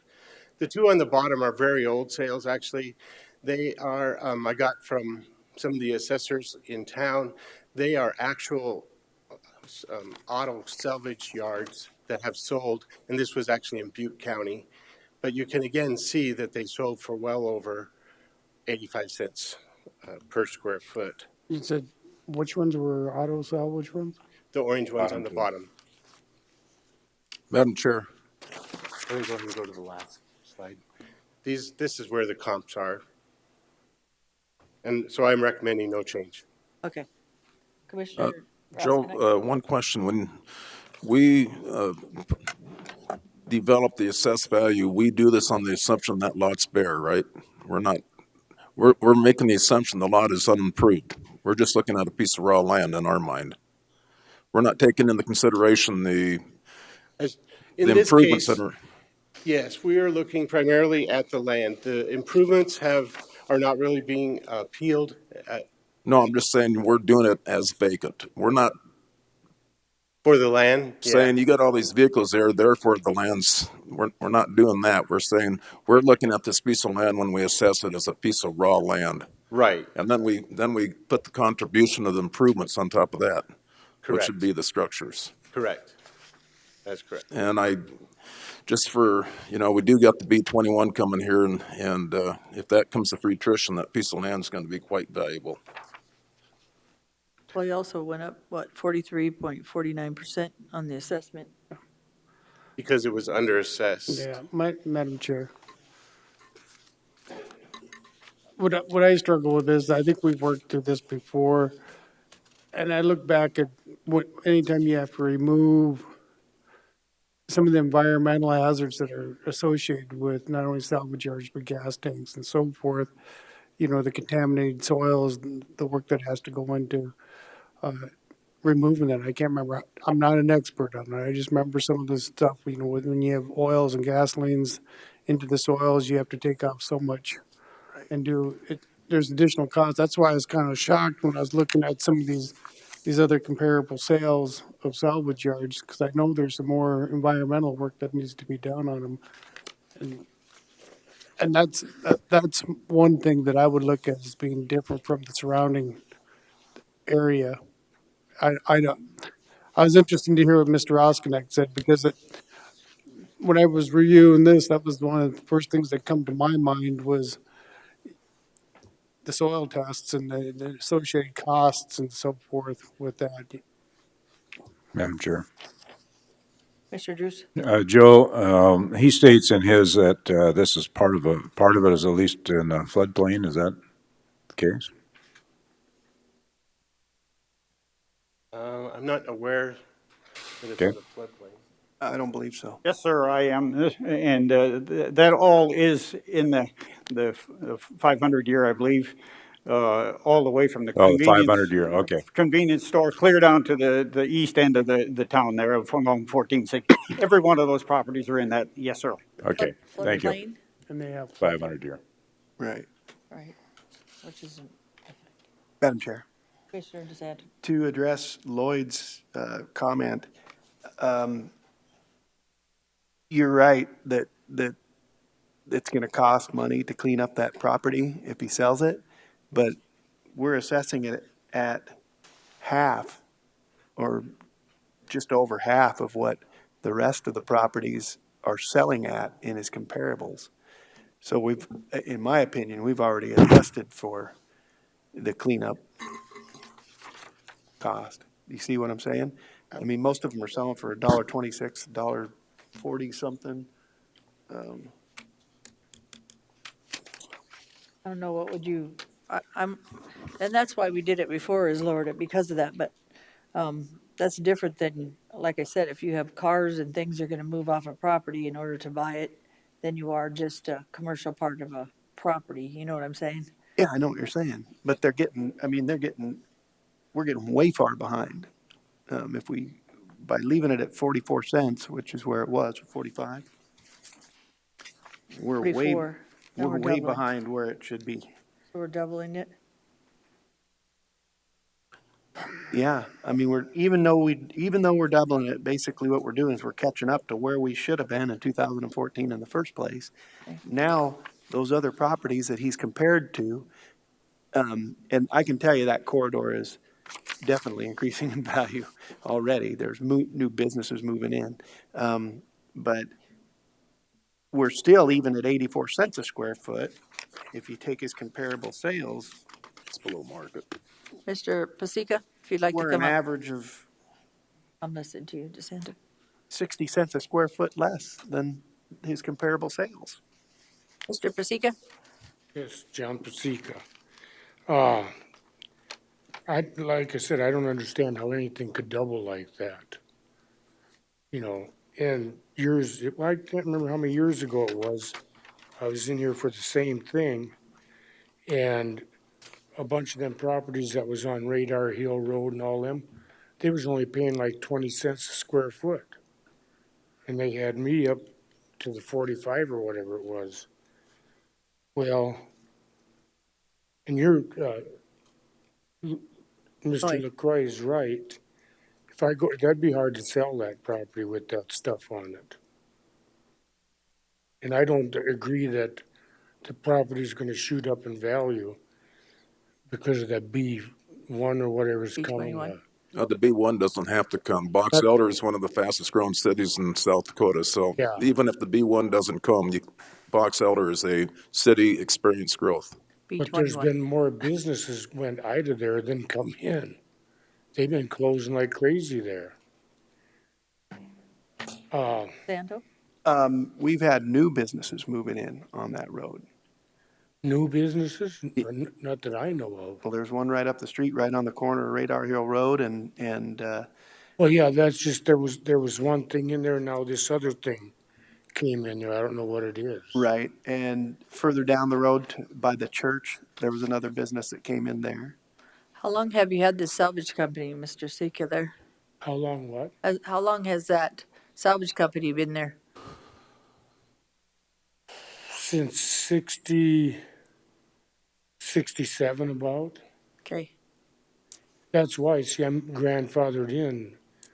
Box Elder tried to get rid of me a lot of times. Madam Chair. But no, Mr. DeSanto? He Mr. has a question Pasica, for you, sir. Mr. Pasica, one of the reasons that it doubled this year is because we've kept it so low for so long. We've been far below the sales values of other properties around you. yeah. And the longer we keep it there, the higher change you're going to see in the future. If we keep it at 45 cents for another year, by next year, you could see it higher increase than 40%. And so what we're doing is we're trying to catch up to what the values actually are. We've been keeping it low for the last 10 years. I don't think it's been kept low for, What, 2014 is at Since 160? 2014, it should have changed actually in 2014, but we changed it for 1 year and then chose to change it back and it was kept back. for 6 more years. So we haven't changed the value of your property in 6 years. And I'll guarantee you, every property around you, the assessed value has changed. Madam Chair. Yours has been Roskinek. frozen. The rest of them have all been going up, and you've been an exception to the rule. Well, just to the east, do you know where the fire department is out there? Yeah. Okay, right behind that fire department, that land just sold, 2 acres for 9,000 an acre. Okay. I'd have to see that sale. Yeah, it was, I think, What I want to point out, sir, is that the current use of this property is not the highest and best use of the property. What I'm saying is if somebody else bought this property to realize the highest value of this property would have to be used for another use other than a junkyard. yeah, probably. So, Mr. Pasica, I've been here for about 5 years, and every year we've kept you and just moved you up a couple thousand each year. Because of the land, because of the cars on the land, and maybe the contamination on the land in order to clean it up. I don't know if we need to go up 43.49% if we're gonna jump. But I think it needs to go up some, but I don't think it needs to go up Yeah. 43%. No, it should, yeah, it's going up Mr. 43. Drews. That's doubled. Commissioner Drews, I'll make a motion that we accept the assessor's recommendations at the 172.9. Okay, I'll there's second that. been a motion and a second. Motion by Drews, second by DeSanto. Any other discussion? All in favor, say aye. Aye. All opposed? Aye. Aye. Motion carries So it's gotta stay? at 172, sir. It's Yeah, 3-2 vote. That what? There was a 3-2 vote, so it passes. Yeah. That's gonna be hard to afford that. That Yes, sir. tax will double now, won't it? 43%, sir. Okay. Thank you. We will get to Fisher. Eberhart is here, Okay. so let's hear them. Okay. Katie will speak, and then we'll do Eberhart. Katie, you're new. I am. How are you, Miss Katie? Good, how are you? Good. Good. Ever heard? Eberhart. Okay. All right. Good morning, my name is Katie, and I'm an appraiser for the Pennington County Equalization Department. The subject property tax ID is 1325, owned by Mr. Lance Eberhart, located at 507 Swallow Drive in Box Elder. The mailed assessed value is $197,100. The Box Elder Local Board lowered the value to $162,714. I am recommending a value of $184,400. The subject parcel is 0.46 acres with a 960 square foot ranch style house on a crawl space and a 30 by 40 shop building. The house was built in 1985 with 3 bedrooms, 1 bathroom, and an attached 2-car garage. The 30 by 40 shop was built in 2019. The reason for the increase in the assessed value this year is due not only to market appreciation, but also due to the addition of a shop, driveway, and patio. After speaking with the owner, I felt the shop was overvalued. The adjusted value on the shop is the reason for the recommendation to lower the original assessed value. Comparables 1, 2, and 4 are nearly identical to each other. The lots are smaller than the subject, the houses are newer, with a single-car attached garage, and they have no outbuildings. The sale prices range from $126,875 to $158,000. Adjusting these comparables to be like the subject, the adjusted sale prices range from $177,358 to $208,132. Comparable 3 has a smaller lot than the subject. The house is newer, has no attached garage, and no outbuildings. It sold for $149,000. Adjusting this comparable to be like the subject, the adjusted sale price is $202,532. Comparable 5 is the most similar to the subject, except it has no shop. It sold for $158,000. Adjusting this comparable to be like the subject, the adjusted sale price is $199,860. After reviewing the subject property in depth and reviewing these comparable sales, I recommend a value of $38,000 on the land and $146,400 on the building for a total of $184,400. Thank you, Miss Katie. Any questions for Miss Katie? Madam Chair. Commissioner Drews? Katie, do you know when Box Elder lowered their assessment on it? You're about $22,000 difference. Do you know if they used any kind of methodology for? I don't know. Okay. Madam Chair, Commissioner Roskinek? you were making adjustments for garages? Yep. For some that had garages opposed to ones that didn't? Yes. How do you, what was your adjustment based on, just out of curiosity for the garage? So much per square foot, so much per stall, or? Per square foot. Yep. Per square foot. Remember what that number was? Just curious. I don't know. Okay. I'm sorry. Okay. Mr. Eberhart? Mr. and Mrs.? If you both like to come up. Thank you, Miss Katie. Morning. Good morning.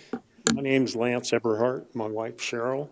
Morning. And we want to just thank everybody for working during these times. We really appreciate your efforts. Thank you. And I have visited with Katie on the phone, and we had talked about the number that, reducing it down to 184.4, and I felt that it was still a little bit high. And as a matter of fact, to the tune of about $12,000 to $14,000. The building cost itself was, and I have a receipt for the building that I paid, it's a pole shed, 30 by 40, was put up by Nichols Post and Frame. Mr. Eberhard, can I tell you one thing? She took it from 197.1 to 184.4. Do you know that?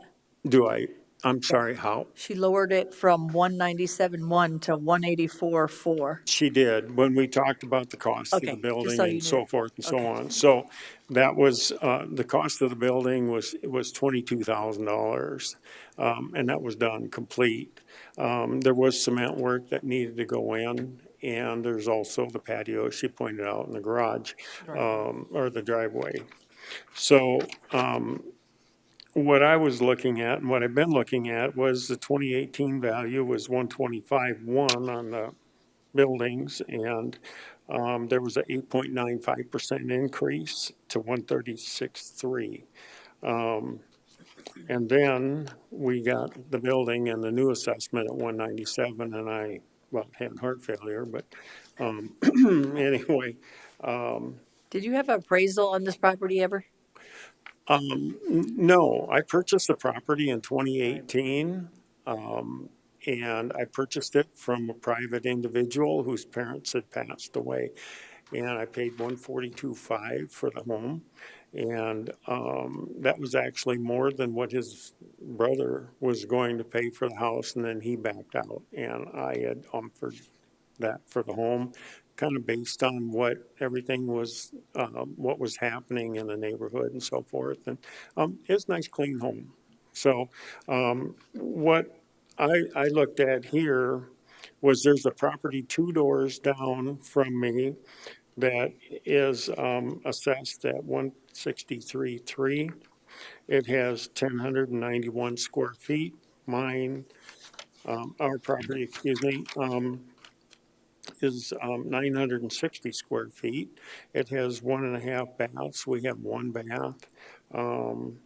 And we do not, none of the homes out there, I don't believe, are concrete basements, or the ones that were built in 85. Ours is a wooden, not concrete. And so bottom line to it was, he has outbuildings, he's got a blacktop driveway, and so forth, that his outbuildings or his sheds equal square footage, to what our shop is, or the post and frame building that we put up is, with more square footage in home and, more bathroom and so forth and so on. I am going to tell you that you guys are going to get another shot at us next year, because we are wanting to build on the back of our house and put a master bedroom and a master bath and so forth. And so we will increase in value again. We're thinking like 400,000 next year. Oh, I hope not. I hope not. Yeah, I'm you guys kidding. are too good to us. I'm kidding. I looked at, even if we went to 170 or 172.5, as far as value of our property, it's in line with what else is out there and what's selling out there for the most part. There is a home that sold for 2 something up the street. I don't know the particulars on that particular home, but all of the other homes that we have in our area are about 160 to 165 in that area. There's a home across the street from us that was re-sided and looks great. And we're happy for having that kind of work go on. It just helps everything. My wife actually has a super suggestion for you guys, and that is the people that run their places down and devalue should have their taxes increased, and give the people that take care of their stuff maybe a break or whatever. We thought that was a good idea. But anyway, we're just asking you to reconsider, down to 172.5, which is actually more than what the other property that I quoted.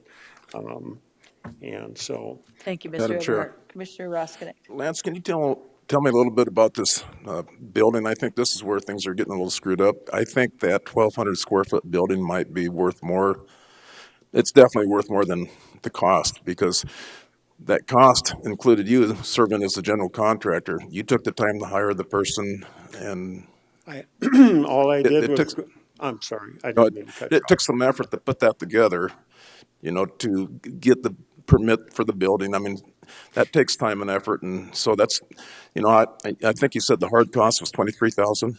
$22,022 was the hard cost on it. That Okay, was from Mickles Post and Frame, and all I Steve did, Mickles, does yep, that got electricity in it? it does. But he did it. I did trench that in, and we had, trying to think of who the contractor was. All he did was put a panel together for us, come out and lay the wire in the trench. And then, I wired the And outlets and so forth and light, and then it was inspected. And so, what's it got for garage doors? Overhead we door? got two 16-foot overhead See, doors and a there's service door. a lot of value in That's that to all, me. yep, but it's all in there. It's all was in the cost. Doors were included. Everything was included in that except, as you pointed out, maybe the Well, I always try electrical to tell trench. people cost and value aren't always the same. It might have cost you 23,000 and you did the electrical, and a lot of that you did yourself. But I actually think the value, just with my experience on appraising these type of properties, would be closer to $40 a square foot. I mean, that's what I think the contribution of that building would be if you sold your place. And that's probably what's kind of skewing the numbers here.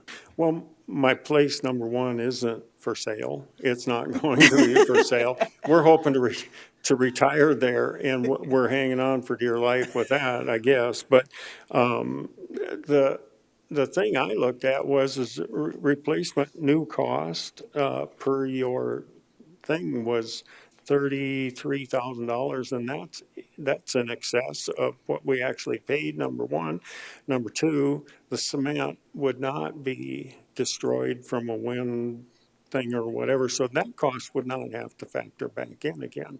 I understand that things are increasing in value with the B-21 coming on board, but in the same token, when they pull the B1 out, there are going to be in excess of homes in that area as well that could drive it could drive the price down. And I'm betting that my taxes probably aren't going to go down unless I come visit you lovely folks again, and that's always a possibility. We don't live in solid concrete. I mean, whatever. I mean, things do change. So all I can do is ask and plead my case, Do I you guess. see, you're looking at the same thing that we are. This is what the county assessor's office presented to us. Do you see any discrepancy in those numbers at all?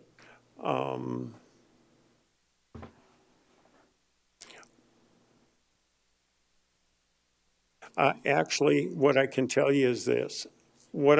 I'm dealing in constants or hard numbers. What I paid for the property about a year ago, a year and a half ago now, and what I actually paid in value for all of for the improvements that we have made on it.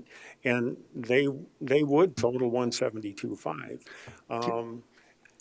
I can't tell you what the market will bear. I can't tell you how we're going to come through anything, with the COVID thing. I mean, prices could deteriorate too until we hit the end of this.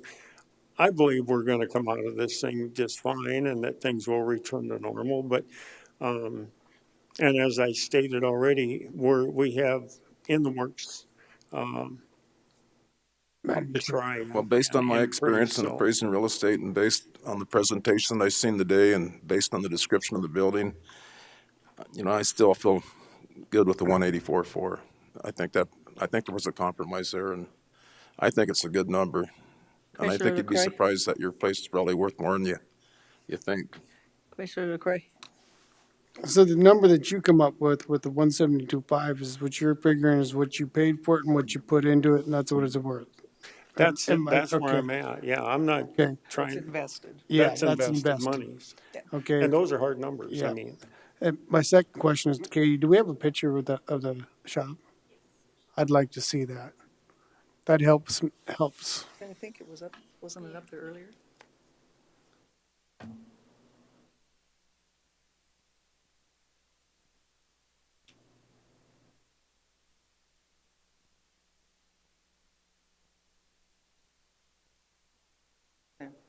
Okay. So that's in addition to your two-car garage and, okay. It is. I agree with Mr. Rosknecht. Madam Chair, What, my husband's a builder too, and what he builds something for and what it's actually truly worth is, you already know once, and that's where they're trying to go here today is, that's amazing that you did that for 22,000. That's probably as big as my house. Okay. I didn't I'm do just, it. but you see what I'm saying? Yeah. But what you could sell that for, or what someone would buy that for, even the garage would not be 22,000. I understand what you're saying. I would also just submit that without testing the water, you don't know what it's going to bring. There is a possibility it could go for 197,000. There's a possibility it could go for $150,000 too, given whatever. I mean, until if we're dealing in just abstracts, anything is possible, and that's all I'm submitting to the committee, and so I truly appreciate the effort that you guys make. I know that your job is not easy, and we're just, I think she dropped it pretty good for you for what you have on the property. I'll just tell you, just by seeing your property and basically your shop, I'm sorry. Well, seeing the combination of your shop and your house together. The good news is that you built the garage and not a swimming pool. well, I'd sympathize with you if you had a swimming pool there for 23,000. they're a lot of work. Madam Chair, I just wanted to point out, maybe you didn't understand what Ron was saying, but your labor My adds labor? your labor added a lot of value to that And shop. in what, putting the outlets in? Well, and trenching the electrical and, Superintendent. I rented a trencher from Time Tool, right. $300.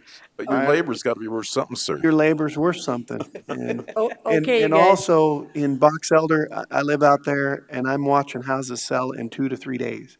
So that's kind of also what we have to take into consideration is people listing their houses, and there's the house right down the street from me, 2 houses down, sold in 2 days for full asking price. Right. Right now, And, and there are homes on the street behind us that they've had for sale signs up for quite some time as well. So I, I don't mean to argue. I'm just saying that there are things that I see that are for sale or whatever. I see things that I wish for sale, so somebody would come in and clean them up. Yeah, me too. But I That's what I do. I understand. So In the appraisal world, I look at, you got price per square foot, you got you're on there? cost per square foot, you got value per square foot, and they're not always necessarily equal. And so your actual cost per square foot, I think you created value when you built that, so I think the value per square foot is gonna be higher than your cost per square foot, which means that you took your money and invested it wisely in building that shop. You gonna make a motion? anybody want to write a check? Do we have a motion, please, at 184.4? So move. So moved by LaCroy, Second.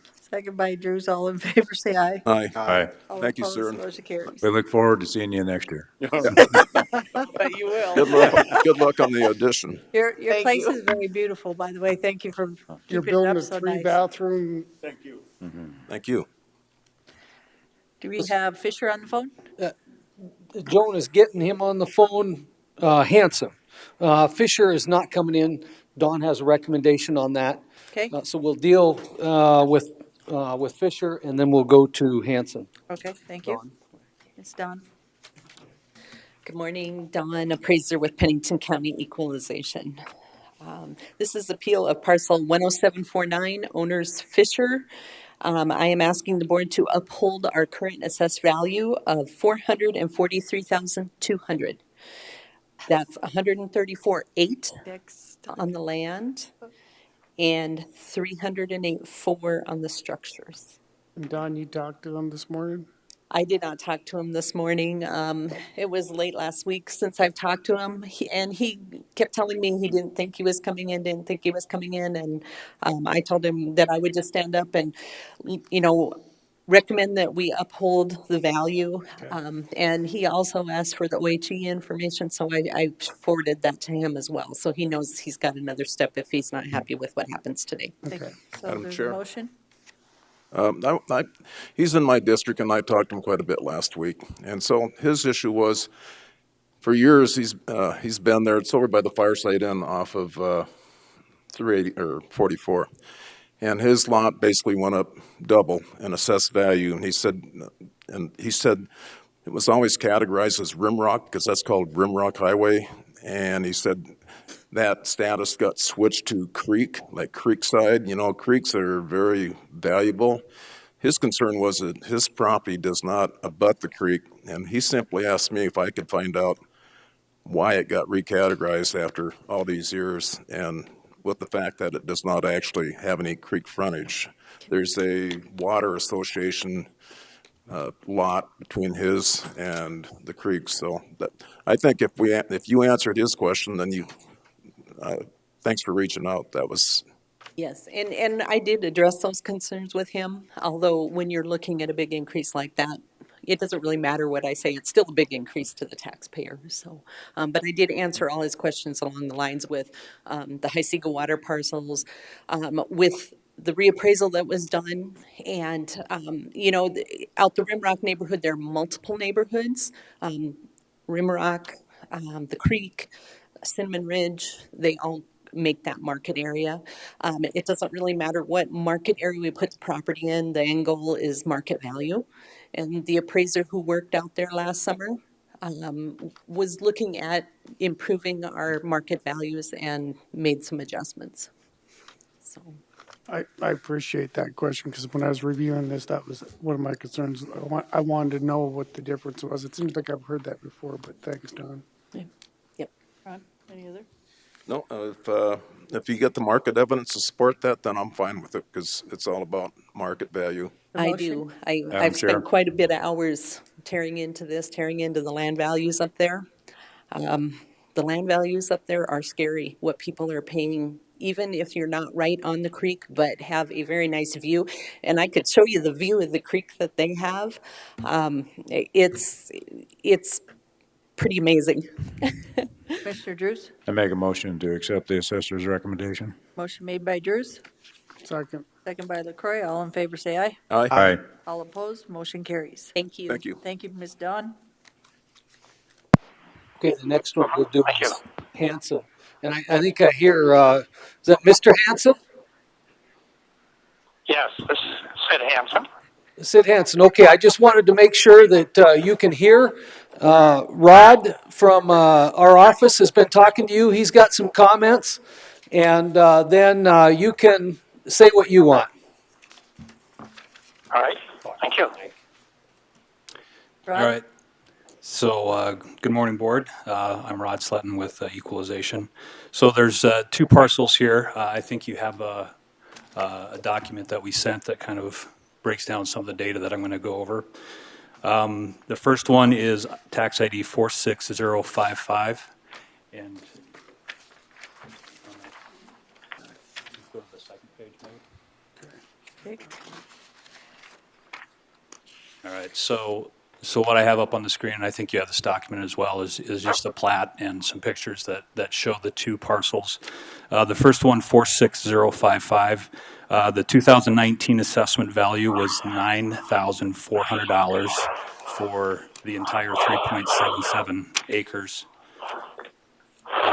Is that me that's? Oh, Nope. that's the phone? Mr. Hanson, you need to mute your background. You're kind of moving a lot so we can hear your ruffling, sir. Thank you, sir. The 2019 assessed value was $9,400 for the entire parcel. The 2020 assessment that I'm recommending is $164,200, which comes out to $1 per square foot, and I'll support that value with some sales that we'll go over here shortly.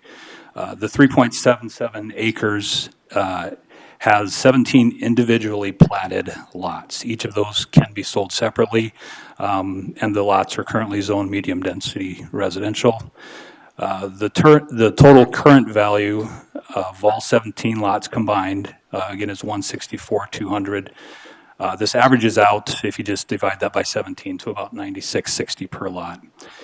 If these lots were fully developed with road utility, they do need quite a bit before these could be sold or before these could have a house put on them. But if they were developed with road utility to each lot, then the residential sales for that area would support 35,000 per lot. That's what they're selling for in that area of town. And this aligns with the land values of the adjacent residential neighborhood. So potentially, this would result in a total combined value of $595,000 for all 17 lots. Again, that's potential value. So the difference between that is $430,800. That's the difference between this potential value and my current value of 164,200. And the reason I'm bringing that up is to just show that there's a large allowance for the road and utility that is needed to make these lots ready to build residential homes on. So the 2019 and previous year values, again, that was 9,400 for the entire 3.77 acres. The more appropriate value, in my opinion, previously probably would have been 9,400 per lot. So it's only a guess to say that there was an error to have valued all 3.77 acres at a total of $9,400. But regardless, to say previously this was not fairly assessed at market value, and it was just discovered through doing quality control checks in 2019. If you look at, if you want to go to maybe the next page on the slide, I just have some pictures that kind of show where my comps came from. They're all in this neighborhood. The sales for this parcel are supported by sale number 1 and sale number 2. These are bare lots or bare parcels. When they were sold, they didn't have the roads, they didn't have the access, so they're similar to this lot as well. And then go to the next page. So at the top there on the screen, and I think you should have this document as well, this is just simply showing those two sales that sold for 98 cents a square foot and $1 a square foot. Very, very similar to the subject property. And then my spreadsheet just breaks that down into how I arrived at the value of the aggregate of all 17 of these parcels coming up to the 164,200. So, and I'll just go into the next one too. These two parcels are owned by the same individual. So now to parcel 59213. If you want to go back up to the map. Yep, right there. So parcel 59213, this is 3.21 acres, currently platted into 9 individual lots, which could also be sold separately. The 2019 value of all 3.21 acres was $57,500. So per square foot, that comes out to about 41 cents per square foot. So that was the 2019 value. The 2020 value that I'm recommending is $183,700, which averages out to about $1.31 per square foot. And so that's the recommendation that I'm making for that parcel. Bless you. So of these 9 lots, lots 1 through 7, these are the lots that would likely be developed into improved based on the topography that's there. There's a bit of a hill behind it. These lots are also currently zoned medium density residential, and then I'll go through some of the sales that support that. And again, if these were graded and ready to build on, they would be about $350 per square foot. So the lots 1 through 7, they're about 0.26 acres each. If they were ready to build on, conservatively, I would value them at about $3 per square foot. There is some acreage on here that would really just be drainage because of the hill. So That's going to be about, Sydney, your background is doing that again. You need to be. Thank you. the residual acres of 1.39 for lots number 8 and 16. Those are essentially drainage lots. So I have about 13 cents per square foot on those. So if this was graded out and ready to be built on, the value would be 245,700. Again, that's potential where these could be. My current value of 183,700, which again is just $1.31 a square foot, again shows that there is an allowance for the development that needs to be done. Previous to 2006, these 9 lots, were each separately valued on 9 separate notices. And the combined value at that time in 2006 was 222,100. So how did it get dropped? I'll go into that. What? How did it drop? So 2019 is 9,400 and right. 2004 is 222. Why these were valued how they were previously, I wouldn't say was fair market value, and that's why I've made some corrections and how the 222 100 was arrived at. I think it was a little bit high, but that's why there was an appeal at that time, and then there was an adjustment. So that's again 2006 we're talking about. In 2006, the combined value was 222 100. So when did it start going down, I guess is a good way to put it, Rod? In 2007. So that value was changed from 222 100 down to 51,400. And why that was done, I don't know. I can just tell you that that's not an appropriate value. Madam Chair, Commissioner Roskinek. on the 3.77, it's platted in the 17 individual lots, right? Yes. And you know when that plat was filed? Well, Quite the a bottom while line ago. is, I'm still trying to figure out how come each one of them lots don't have an ID number, just like we were talking about earlier. They do. Well, a tax ID number? Correct. Yeah, that's what's going to happen next year. I'm actually going to So create somewhere a there's tax just ID. a major mistake. I'm sorry? Well, somewhere, I mean, Yeah. whoever owns this property got by really good for a lot of years. Extremely true, yes. 2006, though. So the change in 2006, when it went from 221 100 down to 51 400, I don't know why that happened. I couldn't tell you. Again, what we're looking at now are what are the sales showing that these should sell for as they are currently platted, and that's what I'm here to support and show you that the current sales that we have for this area do support a different value. Is it on that hill area? Because this is on that hill, remember, Star Village Hill, on the left-hand side across from, remember the plaza, where their Yep. second time around and stuff. There's a picture of it right behind you there. Well, Ron, I think you did a good presentation, and myself, I have no problem with your recommendation. Okay. Me neither. Do you want Mr. Sidney to speak? Sidney? Yes. Go ahead, Mr. Hanson. Okay.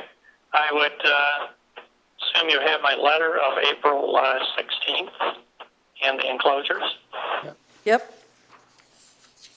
I'd like to refer first to Pennington County Rapid Map, which is enclosure number 1, and just show Hanson Heights in context of the adjacent properties. Yes. Hanson Heights is made up of 9 parcels that in total 51 acres. And you see that on the west it's the Elm Avenue, and south is St. Patrick. And to the north is we have about 2,000 feet that adjoin the campus of the South Dakota School of Mines. And then on the east side we have about 1,000 feet that join what they call the Gap area. That's also the School of Mines campus. So this is two parcels that we're appealing were parcels that were made up of combined lots.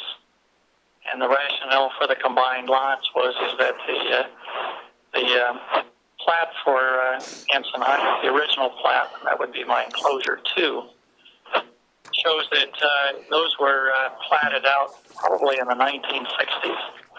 So we're dealing with a plat that's probably 65 years old. And it was recognized that those lots would not be developed as those lots are shown, but would be developed as a larger parcel. Regarding the first parcel, which is the 17 lots under 46055, those were recognized would be a larger parcel for some development, but not individual lots as shown. The 59-213 is a really challenging piece of property in that the hills comes down onto St. Patrick's Street, to where there is development both on the east and to the west of those properties. Any attempt to excavate into the hill has not been known to us that could be done practically, and we've looked at that many times.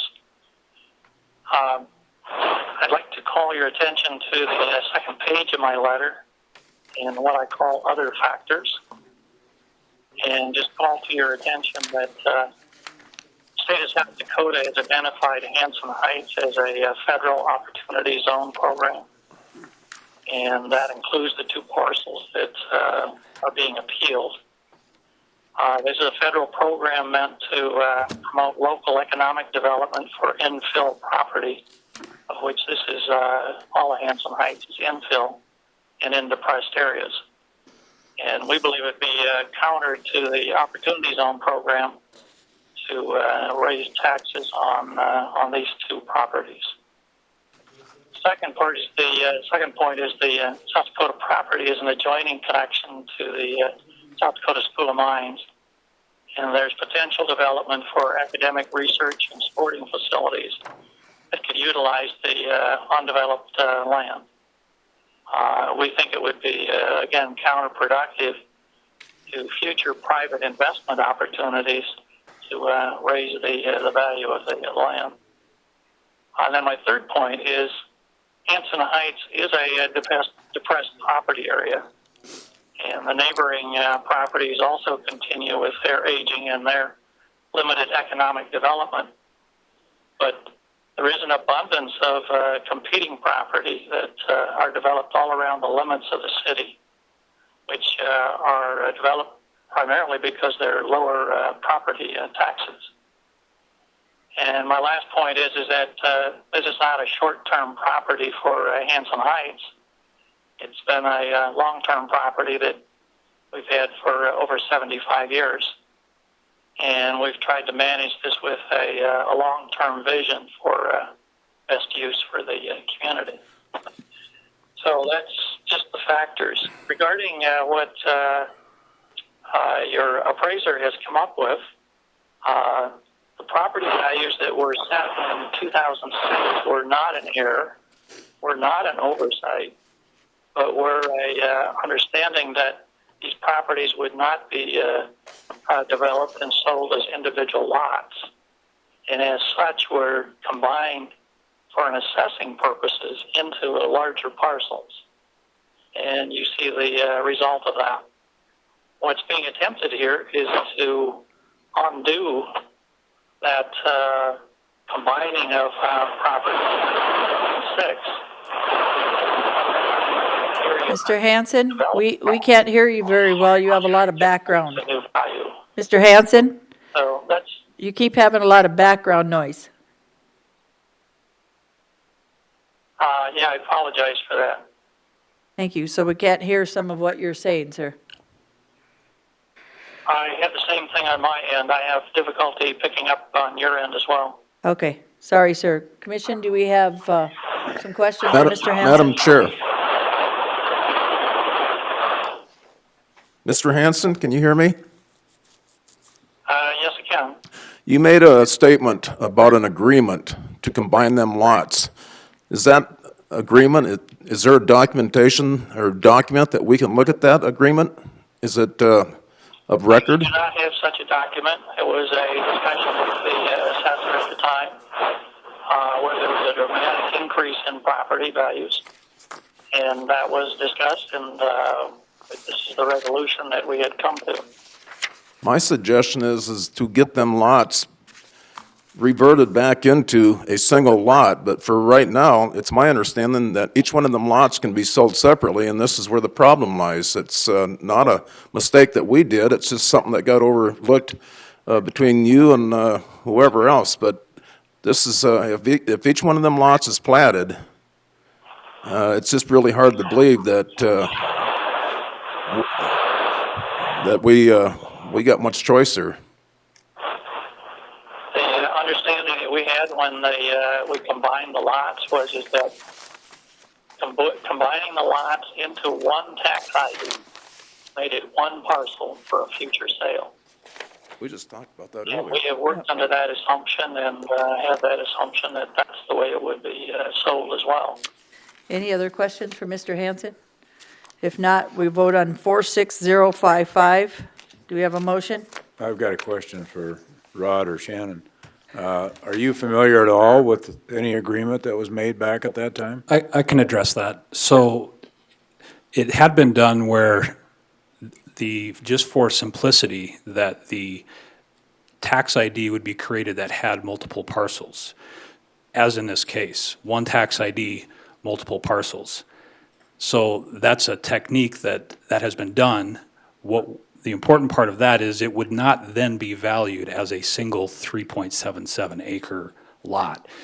Even if you were to combine them, every lot should still be valued independently, and then you can have an aggregate value put onto one tax ID, which is essentially what was done.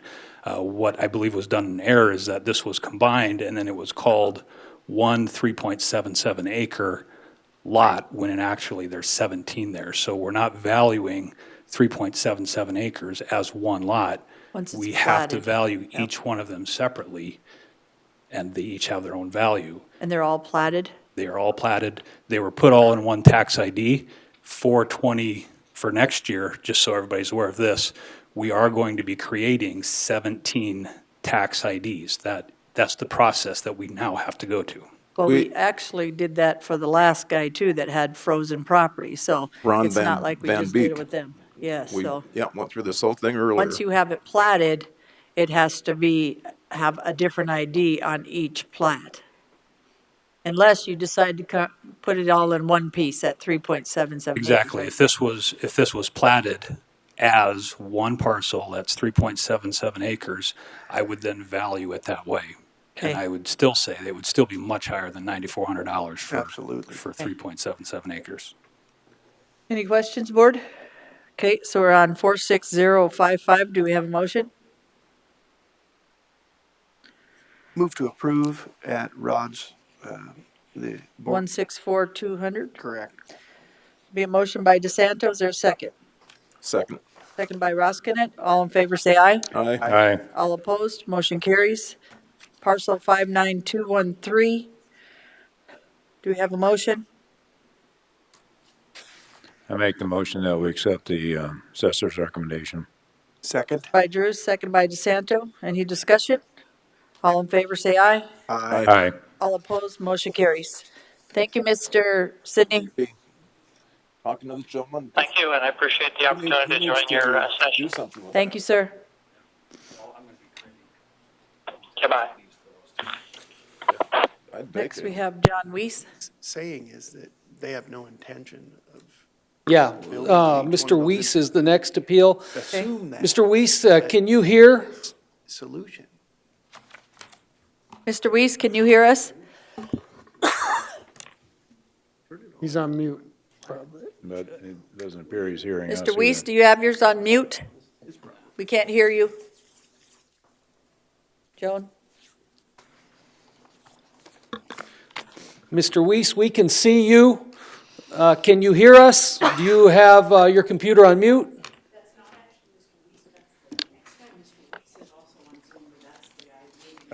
Okay, so we're looking at the wrong guy, but we're still looking to see if Mr. Weiss can hear us. No, Mr. Weiss? Joan, should we go to the next So the one? next guy. Visit with Mr. Weiss. Okay. So we're on West Park Limited? Is that where we're West at? Park Limited, That's can you Rod? get Rod? He just stepped out. And West Park Limited, who do we have for West Park Limited?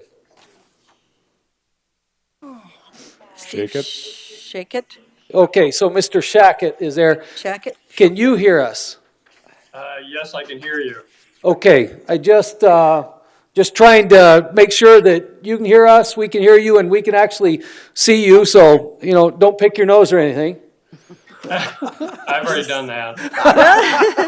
Great. Okay, Thanks Mr. for sharing. Shackett, Rod will have some comments, and then we'll hear from you. Just so everybody's clear, we are West Park Limited Partnership. Yep.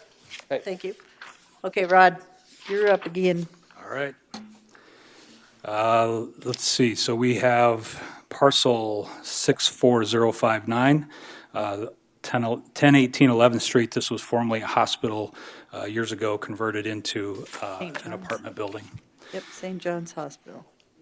So my recommendation is to uphold our current value of $3,093,200, which breaks down into $156,800 for land, $2,936,400 for the improvements, which if you break that down to a per unit value, that's $38,665 per unit.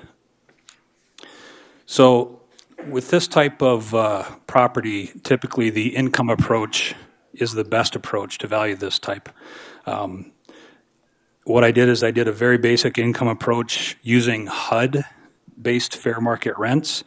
I used some normal vacancies, some normal market expenses, and that indicated a value of $4,370,760. Again, that's assuming that it was normal vacancy, normal expenses, and then I just used some of the fair market rents that HUD gives. This is a HUD property, so it made sense to go that route to come up with an initial income value of $4,370,760. So considering that this property, again, a pretty old building, was a hospital converted into apartments, it's likely that they're going to have more expenses in market. So I actually added another 15% in expenses to assume that there's going to be more maintenance needed due to the age and design. So I'd used an expense ratio of 55% rather than the normal market expense ratio of about 40%. So in doing that, my income value, which we'll go over some of this, comes out to $3,212,498, which is more than what I'm recommending. I'm just pointing out using an income valuation, and then I'll go through a sales valuation. Both of those methods are indicating a higher value than what we actually sent the assessment out as. Do you want to go to the next page there? So these are just some pictures of the property. I think most of us are probably familiar with it. You can go through those. I was born there. And Rod, this is down 1.1% from 2019, right? Your current? Yeah. For 2020? Correct. Last year, it's down from last year. So what we're looking at here is my income approach. And again, we did ask, this particular property has been appealed before back in 2017. At that time, we did a full walkthrough with the manager. We had really good information, verified everything, went through the whole process of boards in 2017 and came up with a fair value. Looking at the income approach that I have here, again, I took the number from HUD. This is a HUD property. So right in the middle of the screen, 2020 fair market rents from HUD show about $639 for a one-bedroom. And again, I'm sure everybody's familiar, HUD's basically going to give you the money that you need to reach that fair market rent. So 639 is a really solid number to use to create how much revenue they're generating. Then I used a 5% vacancy, which is normal. We're in an area that needs low-income housing. There's incentives out there for more low-income housing. This property is fully leased as far as I know. Again, we did ask for some income information, and we didn't get anything as far as income back in 2017 when we asked for income information at that appeal. We didn't get anything from them. So I'm basing this off what the market shows. So using my income approach, my indicated value is $3,212,498 per unit. That comes out to $40,156. Again, that's higher than what the assessed value went out. And if you go to the next page. So these are the sales. These are the most comparable sales. Now, obviously, I don't have any sales of hospitals converted into apartments. That's pretty rare. These are older apartments that are as similar as I could possibly find to make a comparison. So when we value all of our apartments, we're looking at a per unit value. So what are they selling for? Simply divided by the number of units there. That's how we're arriving at our How many units do they have in this? 81. Okay. I have, well, 80 is what I'm using in my calculation. Okay. Mr. Shackett sent me some information late last night, which I had about an hour to review, and I think in there he indicated there was 81, so not a big deal. So using a sales approach of these particular properties that sold, I'm indicating a value. The very minimum is going to be $40,000 per unit. So I have one that sold for about $50,000. The other one sold for $46,000 per unit. And the lowest sale that we have is Haynesway Apartments. If you are familiar with that property, that recently sold for just a little over $40,000 per unit. That's in a different area. Yeah, but again, these are income producing properties, so we're really looking at what kind of income are they going to produce. Right. So with the sales approach, my indicated value is $40,000 per unit. And I guess the last thing, I mentioned the 2017 appeal and appraisal that was done. If we look at that value in 2017, it was $3,078,000. We are only half of 1% above that board-approved value from 2017. So where we are right now is a very, very fair value. We are not over market at all. Right. Thank you, Rod. Ready for Steve? Rod? Okay. Yes. Ready for Steve? Sure. Okay. Steve Shackett? Yes. Sir? Yes. You're up, sir. Okay. Thank you for this time this morning. I'm here representing the property owner in regard to this matter, and my assignment as the appraiser for this particular property was to basically review what appears to be the method, which is the cost approach that the assessor has utilized in estimating the assessed value for the property. And what I have done is gone through what I was able to find on the county's website for this particular property. And I don't know whether Rod had a chance to hand out any copies of the report that I sent him late yesterday. Do the commissioners have a copy of that? I don't believe so. No. Okay. All right. So this is going to be kind of hard for them to understand without a copy. We actually have a man that appraises property on our board, by the way, sir.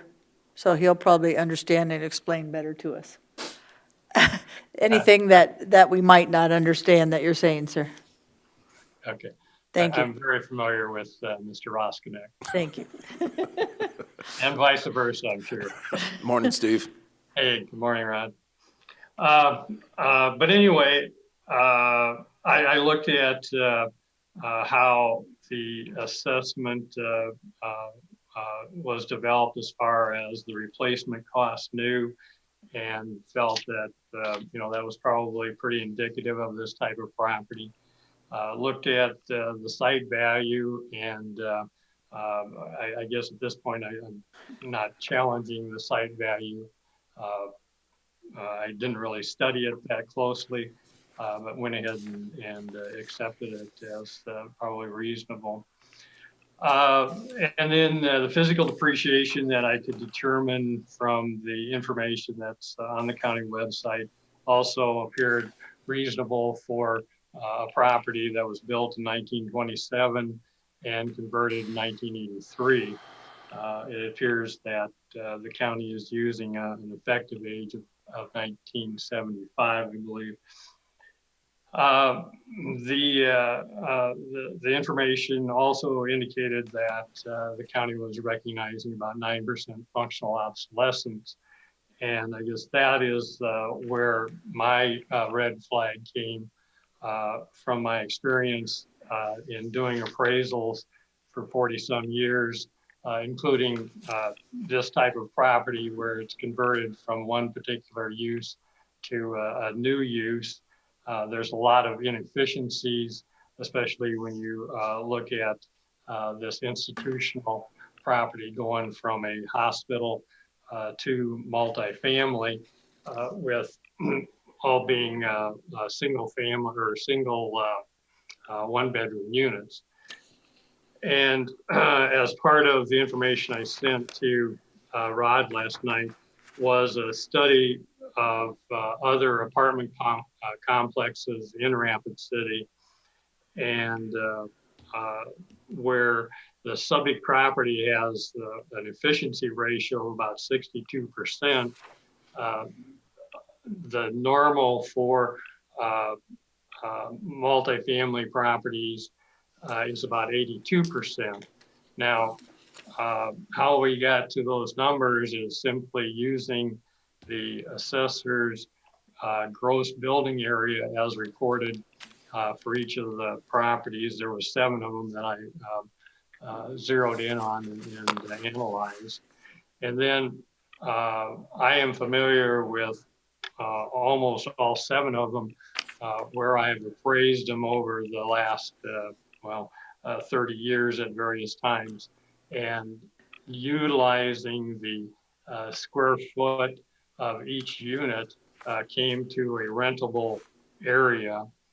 And so that showed me that the market generally has an efficiency ratio of about 78 to 86%. And I concluded at an 82% as being kind of the market norm. And the reason I picked the 7 that I did utilize is that they also have a lot of common area amenities like the subject property, a community room, laundry, office, some lobby, that sort of thing.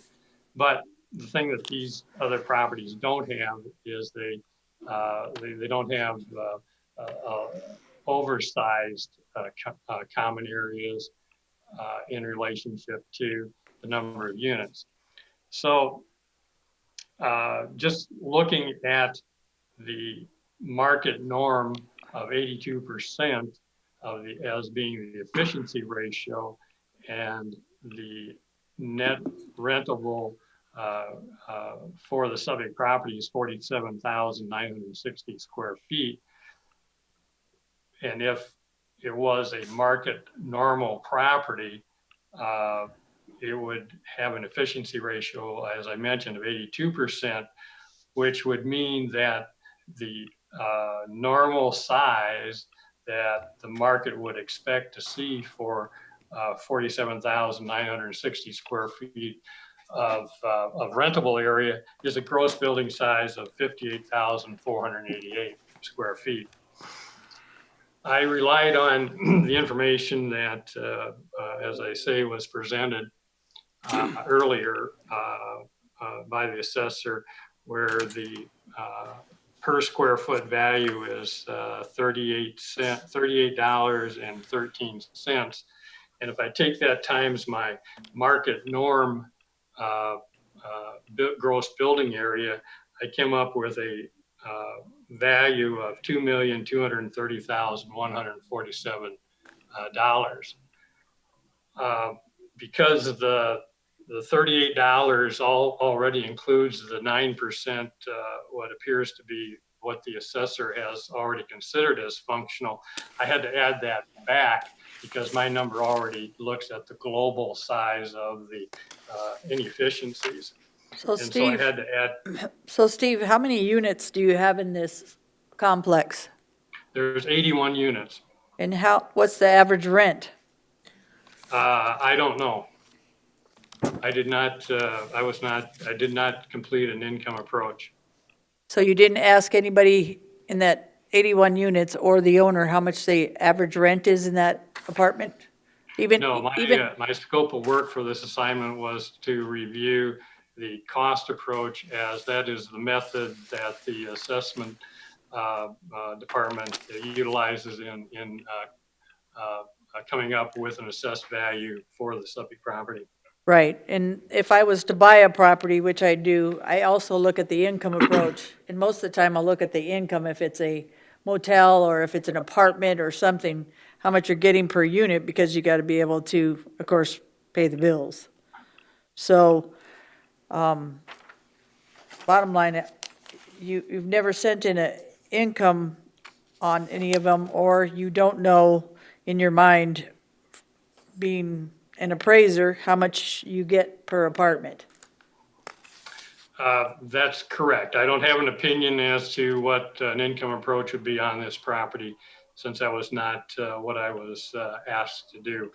I was asked to compare the value that the assessor sets through the cost approach as the assessed value for the property.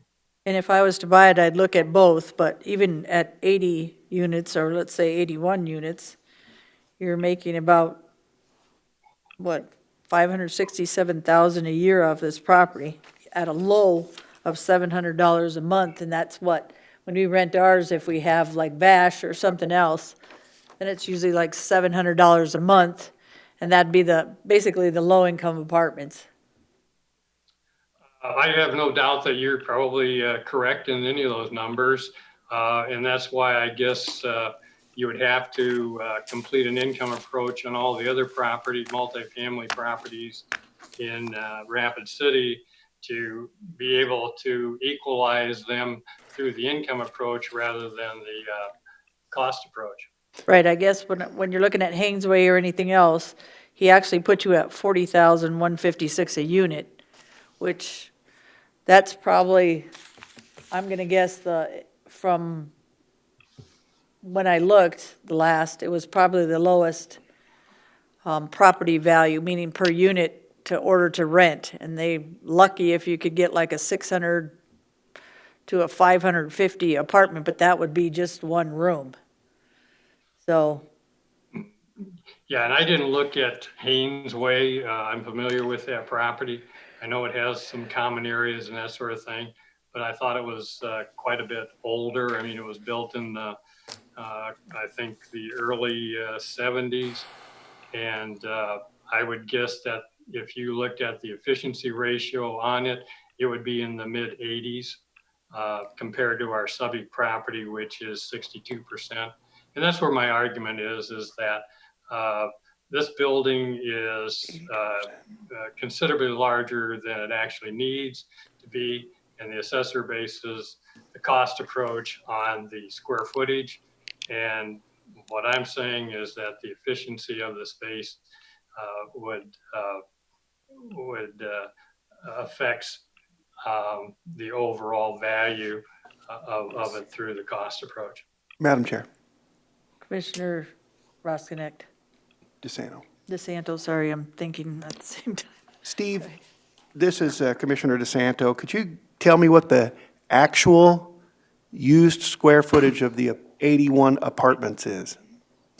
It's 47,960 square feet.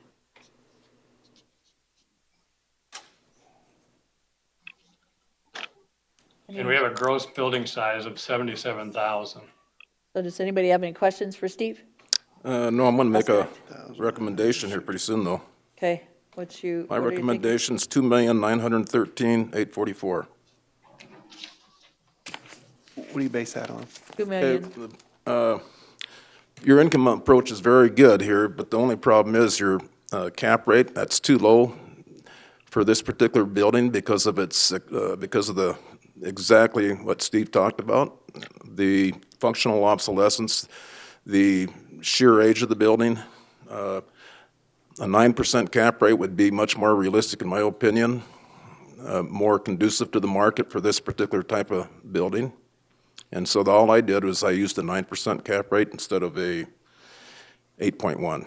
And I think if you did that, you would adjust your expense ratio as well. That's a very, very conservative expense ratio at 55%. Market indicates 40. So I would adjust that cap rate. If I was going with a 9% cap rate, I wouldn't do a 55% expense ratio. That's extreme. And I was being very conservative. So what would be the cap rate then? I mean, the cap rate is 9, and what was your expense rate then? If it was 55, what would you change? I would be at about 8, just under 8. Okay, so then what was your add up to compared to what Mr. Ross Connect? Would it still be where you're at, or would it be different based on what It would he be said? higher. It'd be higher. So based on what you're saying, Ron, he said it's going to be higher. And I'm not gonna get into the expense ratio because I know cap rates, but I couldn't guess what the expense ratio is on this dinosaur of a building. Could I express an opinion on that? Let me hear from Rod first, and then I'll have you, Steve. Okay, thank Rod. you. Good. What would you like to hear? Okay, Mr. Hackett? Or Shackett? Hackett. That sounded bad. Sorry, Shackett. We do appraisals on these types of properties, Section 8 properties. Okay. And they take a lot of management. They have a lot of turnover. And also, in this particular case, all of the utilities are paid by the owner. And the other thing about this property is that you've got a very poor parking ratio. As a matter of fact, they're actually parking on the street. They only have 6 on-site parking. So that leads also to the cap rate that Ron was mentioning. So, quite frankly, I think even at 55% expense ratio, it's lower. The expense ratio is actually higher than 55%. So, Mr. Shackett, we kind of have all those approaches at one of our weekly motels, and it does quite well, even with the turnover and everything else. So, and we get more than $700 a unit, I'll just tell you that. So Well, I know that's it's a very different property, and it is basically low income. So, Yeah, these things take a lot of management because the tenants have to meet income requirements and then on a regular basis be reapproved. And so the management of this type of property is much higher, almost double than what we see on market rate properties. same with ours, but also, once you get some of those basically low-income profits in there, a lot of times, becomes a lot easier to manage, because then you know how to work or do the paperwork, which my husband does, I can honestly say, so, Madam Chair. that's why we do it. No. Commissioner LaCroix. After listening to the discussion of what's gone on, I think Rod did a very good job. We looked at a lot of different areas, and I'm okay with his approach on this and the numbers he gives. So I'd make the motion to approve his recommendations. Motion made by LaCroix, Second. second by DeSanto. All in favor, say aye. Aye. All opposed? Nay. 3 ayes and 2 noes, motion carries. Mr. Shackett Who are the no's? Ross Connect and? and Drews. Thank you. Thank you, So no Mr. change Shackett. in the assessment, No, no change then? no, sir. Okay, thank you. Thank you, sir. Shannon, we have a 12 o'clock with the governor, so we're running behind at this point. So we have how many left? 1, 2, 3, 4, 5? So I'd like to suggest that we take a break from 12 to 1 at least. We have, okay, so this is what we got left. Okay. 1, 2, 3 calling in. That is Dan, is Weiss. Mr. Madsen coming in? Not coming in. Okay, so there's 3 calling in and 1 guy sitting here right now. If you want to deal with Mr. Leo Ham, and then maybe Joan can schedule the others for. Let's do Weiss first. He's been Okay. sitting on there for a while. Okay. Been waiting. Weiss or Weiss, okay. All right, so, Mr. Weiss? Mr. Weiss, can you hear us? Yes, I can. Okay, we wanted to make sure that communication is going back and forth. Trevor has some comments, and then it'll be you, and we can see you on the screen. Great. All right, I'll do my best to speak into the mic, so if I'm looking down, I apologize on that. But Trevor with the Equalization Office again. Property we're discussing is owned by John Weiss. The tax ID is 46188. The assessed value for the property is $102,700 for the land and $44,100 on the improvements, for a total of $546,800.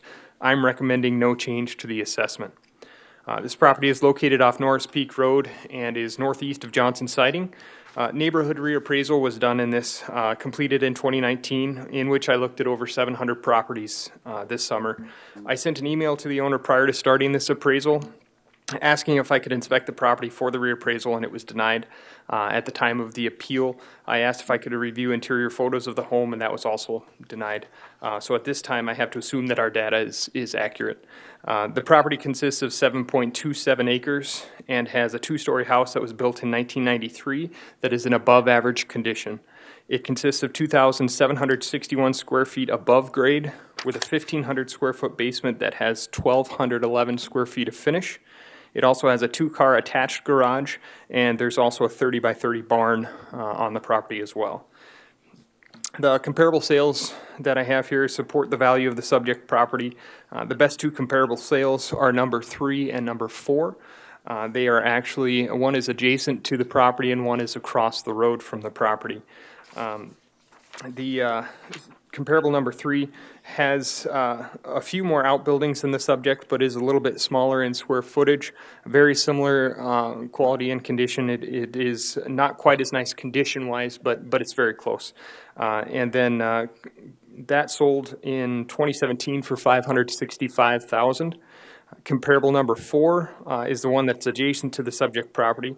It is smaller than the subject property, having 2,048 square feet, and it has a detached garage instead of an unattached garage. That sold for $439,150 in 2019. These 2 sales bracket the value that we have on the subject property, and when adjusted for differences in square footage and outbuildings, support our assessed value. In the neighborhood as a whole, our numbers indicate our assessments are not above market value. We're at 99.5% on the median. With these 5 sales, just looking at those individually, they come to 98.21% to sales to assessment ratio there, which indicates that we're not overdone on this batch compared to the whole neighborhood. The market was showing to be strong in the area. I had sales showing that the median days on market was about 95 days on the market. People were getting about 95% of their asking price in the area. So the owner had addressed a concern with me when he appealed regarding the COVID-19 crisis that's happening, and wanted an adjustment for that economic impact. I just wanted to state that our assessment is as of November 1st. To my knowledge, that's even before we knew this thing existed. All our sales are prior to that date for valuing property throughout the whole county. So I can't make an adjustment for something that's very speculative at this point. We will be looking at that next November when we're looking at sales. If it does have an impact, we definitely will adjust for it, but we don't know at this point. After reviewing the subject property, the comparable sales, and seeing no evidence given that supports a lower value, again, I'm recommending to uphold our value of $102,700 on the land, $444,100 on the improvements, for the total of $546,800. Thanks, Trevor. Any questions of Trevor before we go to Mr. Weiss? What's the gross building area, Trevor? Gross, we've got 2761 above grade with a 1,500 square foot basement. Okay, thank you. Yep. Commissioner LaCroix. You get some more pictures? Sure, if you want to go to pictures of the property itself. Is that 1,600 finished? There is 1,211 finished down there. Other questions of Trevor? Now, Mr. Weiss, would you like to state your concerns? Yes, I guess, first of all, I'm just a little bit about myself. I'm 67 years old. I've served the state of South Dakota as an educator for almost 30 years and retired in 2018. So my primary source of income right now is the South Dakota retirement system. Meanwhile, I've watched the assessed value of my house rise 7 to 8% every year for the last 5 years, with the exception of 2018. And at this point, my largest single expense is, in fact, property tax, which is close to $7,000 a year. During which time I have made no substantial improvements to the property. I've made necessary repairs. When, for example, last May, I had 5 trees fall on the house during a major snowstorm. But there's been no change in the square footage. The only unfinished square footage are 2 small furnace rooms. So it's basically the same house that I purchased for $350,000 10 years ago. I cannot argue successfully with Trevor's assessed values here. I have tried to bring up other comparables. He mentioned the house next door that sold for under $440,000. And I'm currently, he's asking to assess me for $100,000 over that. But, you know, that's, you know, I've not been able to come up with convincing arguments. So basically what I'm asking you for here is sort of a 1-year moratorium on these assessment increases of 7 and 8%, which are really much higher than what I've seen most of the rest of the county, until at least we get past the worst of this coronavirus. So, crisis. Mr. Weiss, could I ask you a question? This is Deb Hadcock. When's the last time you let a assessor come into your property?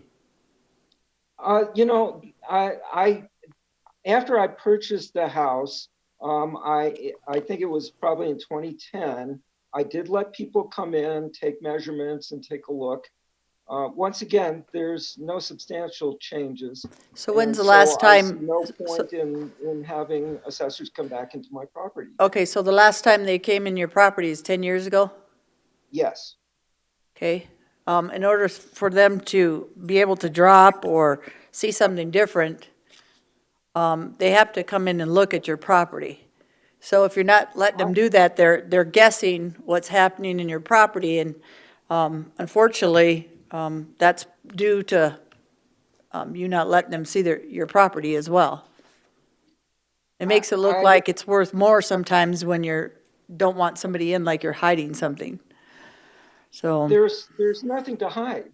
I mean, the square footage hasn't changed. Okay, so let them see inside your property. Do you have more bathrooms? Do you have something different that they need to look at? I mean, if there's no change, then there should be no problem.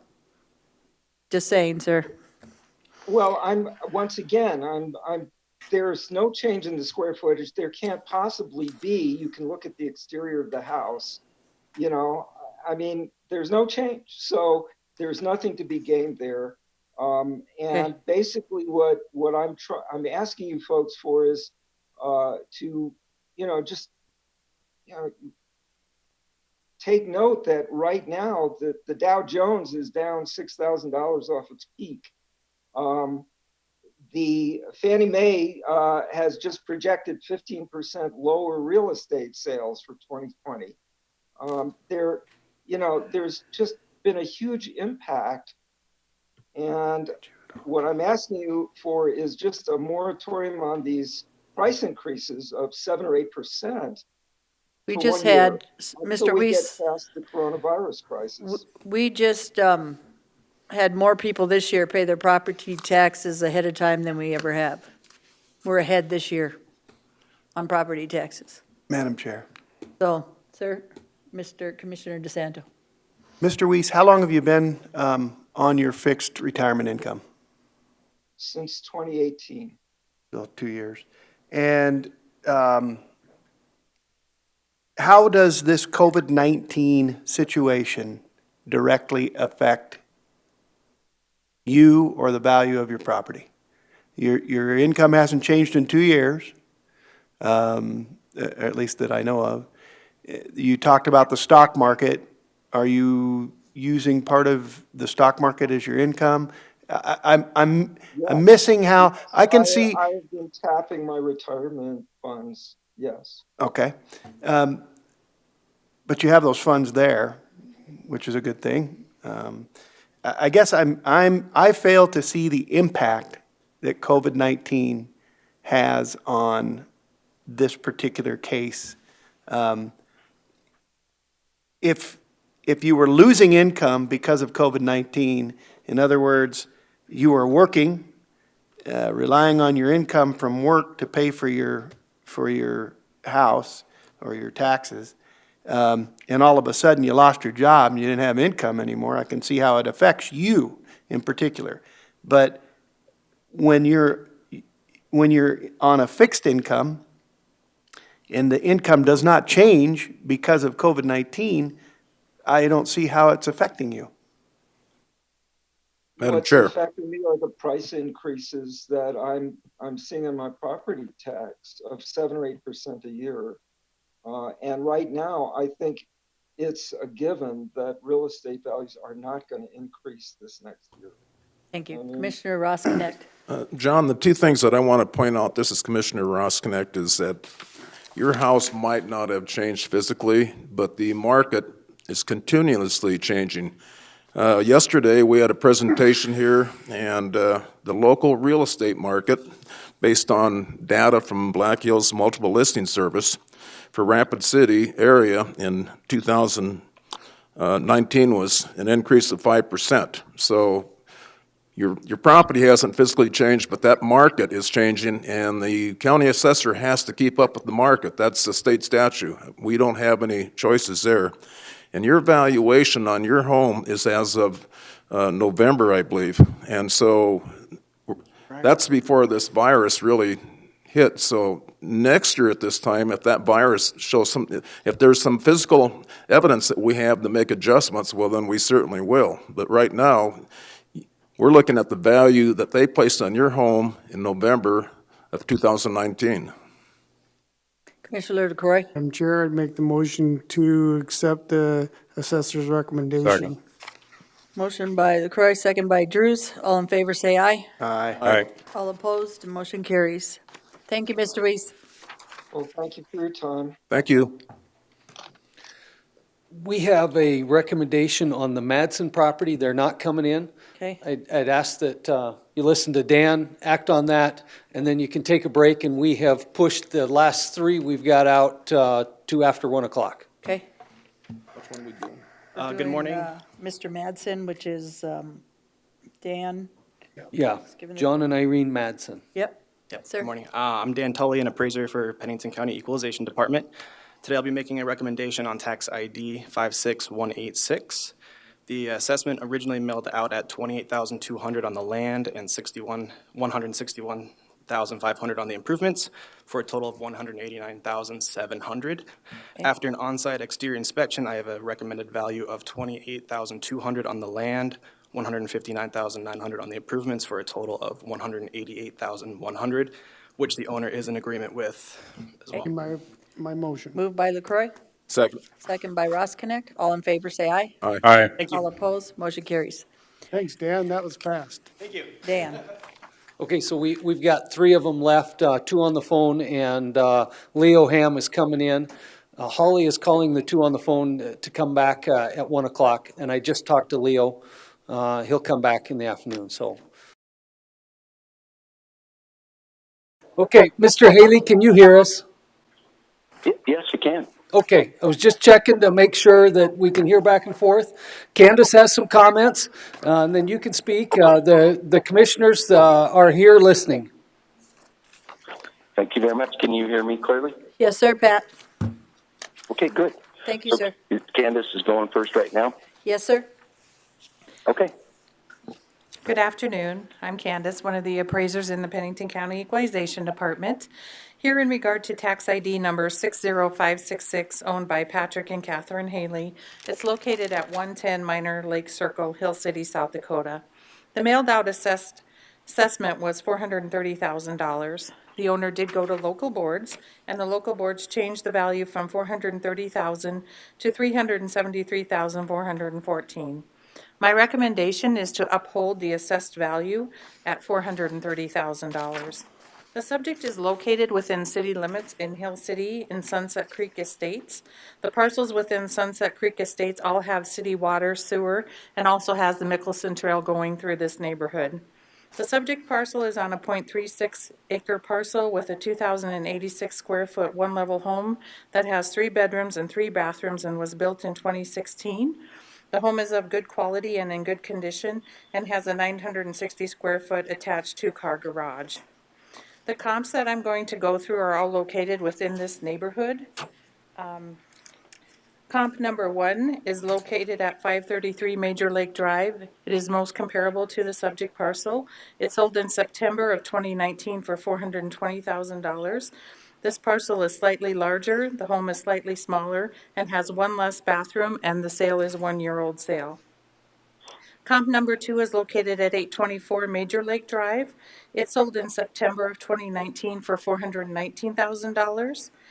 This parcel is slightly smaller. The home is 9 years older. It is smaller, above grade, and does have a basement with some finish and a smaller 2-car garage. This parcel also sold in 2011 for $320,000, which is a 30% increase from 2011 to 2019. So just under 4% per year. Comp number 3 is at 541 Major Lake Drive. It sold in March of 2018 for $467,000. This parcel is slightly smaller. The home is 1 year older. It is larger by 377 square feet, and the garage is slightly smaller than the subject, and the sale again is older. It's a 2018 sale. Based on the comparable sales in this neighborhood and the adjusted sale prices of the comparables with a range from $420,000 to $467,000, I recommend the mailed out assessed value of $430,800, which is a land value of $46,900, and the building value of $383,900. Thank you. Pat, would you like to speak? And as I told Candace, I just have 2 points. It's not going to be long and drawn out. First thing I'd like to say is thank Candace. She spent quite a bit of time with me on the phone, went through everything very, very carefully, and I think you guys are fortunate to have an employee of her professionalism and her preparation level, too. I was impressed with that conversation, so I think I need to make that very clear. But just the 2 things that I wanted to put out there, as opposed to going down comparables and all this, is one, certainly not going to dispute what Candace has said about the sales in this area.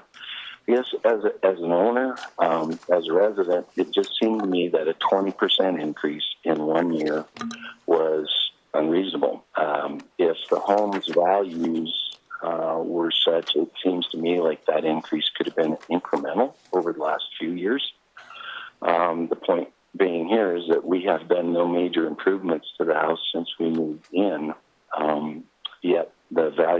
the assessed value hasn't, quote, taken huge jumps until the huge jump that we experienced this year. So, I'd just like the board to take a look at maybe, and I think you have the letter that my wife and I wrote to the local board suggesting maybe split the difference, and to get us to where you believe is more fair in terms of the values that we've seen occur here in the city area of a 12.3% increase as opposed to a 20%, with another escalation that would bring us to the level that you're hoping for next year. So that's my first point. Pat, can I ask you one thing? And this is beyond the conversation about the appraised value. I guess personally, I would want the time that the Hill City Board spent to mean something as well. There were 5 people on that board, 2 city employees in the meeting, and my wife and I spent over 30 minutes discussing all the nuances here. And then those folks are all local. They know what's going on in the Hill City area as well. And their perspective on that contradicts what Pennington County Board is looking at right now. And it just seems to me like if that's the process, that the local board should receive some sort of a, I guess, acknowledgement or their process and their time and their commitment to taking a look and doing this fairly should be, should weigh heavily in the decision as well. So Pat, did we, So I wanted to make sir, appreciate it. sir, can I ask you a question? Did we lower your assessment last year as a board? Did you lower my assessment last year? Last year, the year before? I thought I saw this house before. Yeah, yes, it went down last year. It was higher 2 years ago. Okay. Was it appealed or was? Was it appealed last year? No.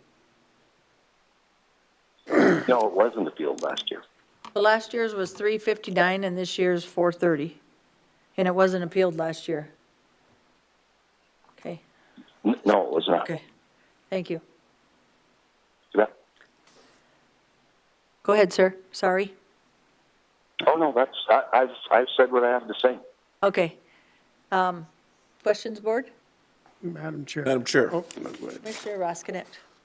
I'm a little confused. In 2018, the home was assessed at 318.3. 2019, it went down to 312, 100. 19 was 359, wasn't And so it? if I take 312, 100 and I do the 20%, then I get 374.4. So that's where I'm a little confused at, instead of the 383.9. 2019 assessed value is 359, Ron. Did you know that? What's that? I'm just The 2019 assessment was 359. off some information on this letter. This one? The letter's incorrect. Okay. I'm not following it. Here, Ron.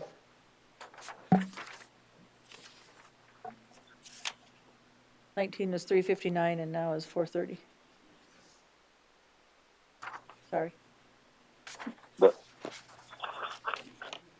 Okay, so Candace, can you tell us 359 to 430, what was the difference in change?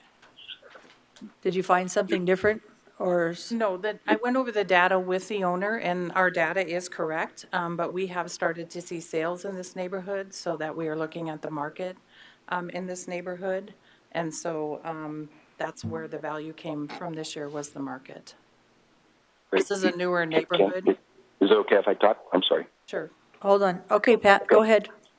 Yeah, I'm just using the structure value on the assessment notice that I received, and that value for the structure is listed as 383,900. So that's where that came from in the letter. Okay, thank you. That's where it came from in the letter, Ron. Right. Okay, so that wasn't Candace, that was the owner. Okay, go ahead, Candace. One of the owner's concerns was a couple of other parcels that he has noted in that letter in the same area that have sold, and they are two of the comps that we went over, and how much their increase was since 2017 compared to his. He was looking at values on those two properties from 2017 to 2018 and 2018 to 2019. However, he did not have the 2019 to 2020 percent change on those two properties, but was comparing that to his 2019 to 2020 change. And so if you look at those three, I have put those into the board documents there. The one parcel at 533 Major Lake Drive since 2017 has had an overall increase of 15.7%. The other parcel at 824 Major Lake Drive has had a 14.01% increase since 2017, and his has had a 12.3 increase since 2017. Madam Chair. Commissioner Roskina. So did your comparable sales, 1, 2, and 3, did the assessed value in those go up as well? Did the neighborhood go up equally? Well, it didn't go up, a percent across the board, but yes, theirs went up as well. So parcel 65776 at 533 Major Lake Drive in 2020 had an 18.89% increase. And the subject had a 20%. The other one had a 12.95% increase. So yes, the parcels in that neighborhood have went up this year because of the market. Right, that would be and the my house. biggest concern, is that the comparable sales didn't go up Correct. in an equal proportion that the subject property did. 18.9 would be pretty close, but the 12, pretty substantial difference. Yeah, Driven by the market again. right. We have a motion or discussion? Excuse me, my only comment would be is that every board's a little bit different, so local boards don't, us comparing the local board to us is a little bit different. And I just wanted to make that point, that we've got a staff here that does this for a living, so that helps us out too. I'd make the motion to be fair to the neighborhood, take the assessment, recommendation from board, staff recommendation, assessor's recommendation. So a motion by LaCroix, is there a second? Second by Hadcock for discussion. Any discussion? All in favor, say aye. Aye. All opposed? Motion carries. Thank you, Pat. Okay, Kate, well, I appreciate the opportunity to be involved in the process, and I appreciate the time you guys are contributing to make this a better place to live. So Thank you, Pat. sir. For your time. Have a good day, sir. Thank you. Thank you. Next will be Deborah Davis, Rapid Hospitalities, third from the bottom. Yes. Okay. We'll your wait board for knows. Joan to get her on Okay, Zoom or the phone. then Leo Ham will be last. What time did you tell him to come back? I told him 1:30. Okay, Do we still have Shelley Parker, or did I miss something because I was late? Which one? Shelley Parker? who's that? Didn't we have something in here? I don't see Parker. No Parker. Oh, why do I have? I don't have a Parker. Oh, okay, get all maybe the I hard do. Oh, I ones or thought I what? saw it in here too. Okay, never mind, go ahead. Maybe I did. have No, it. Joe That will one's- when he gets ham, and that's what. Yes. Kara's a little confused. She came late to the meeting, so. Yes, Notice that. team. I didn't get the memo that we were going I suspect early. that'll show in the minutes. It will. Right here I have something. Shelley Parker, With Leo Ham. I Yes. see his signature. I heard that. No, that's a daughter-in-law or something. Yes, okay, got it. Yeah, okay. Oh, my God. Hello? Hello? Hello, Miss Deborah? Yes, this is Debbie.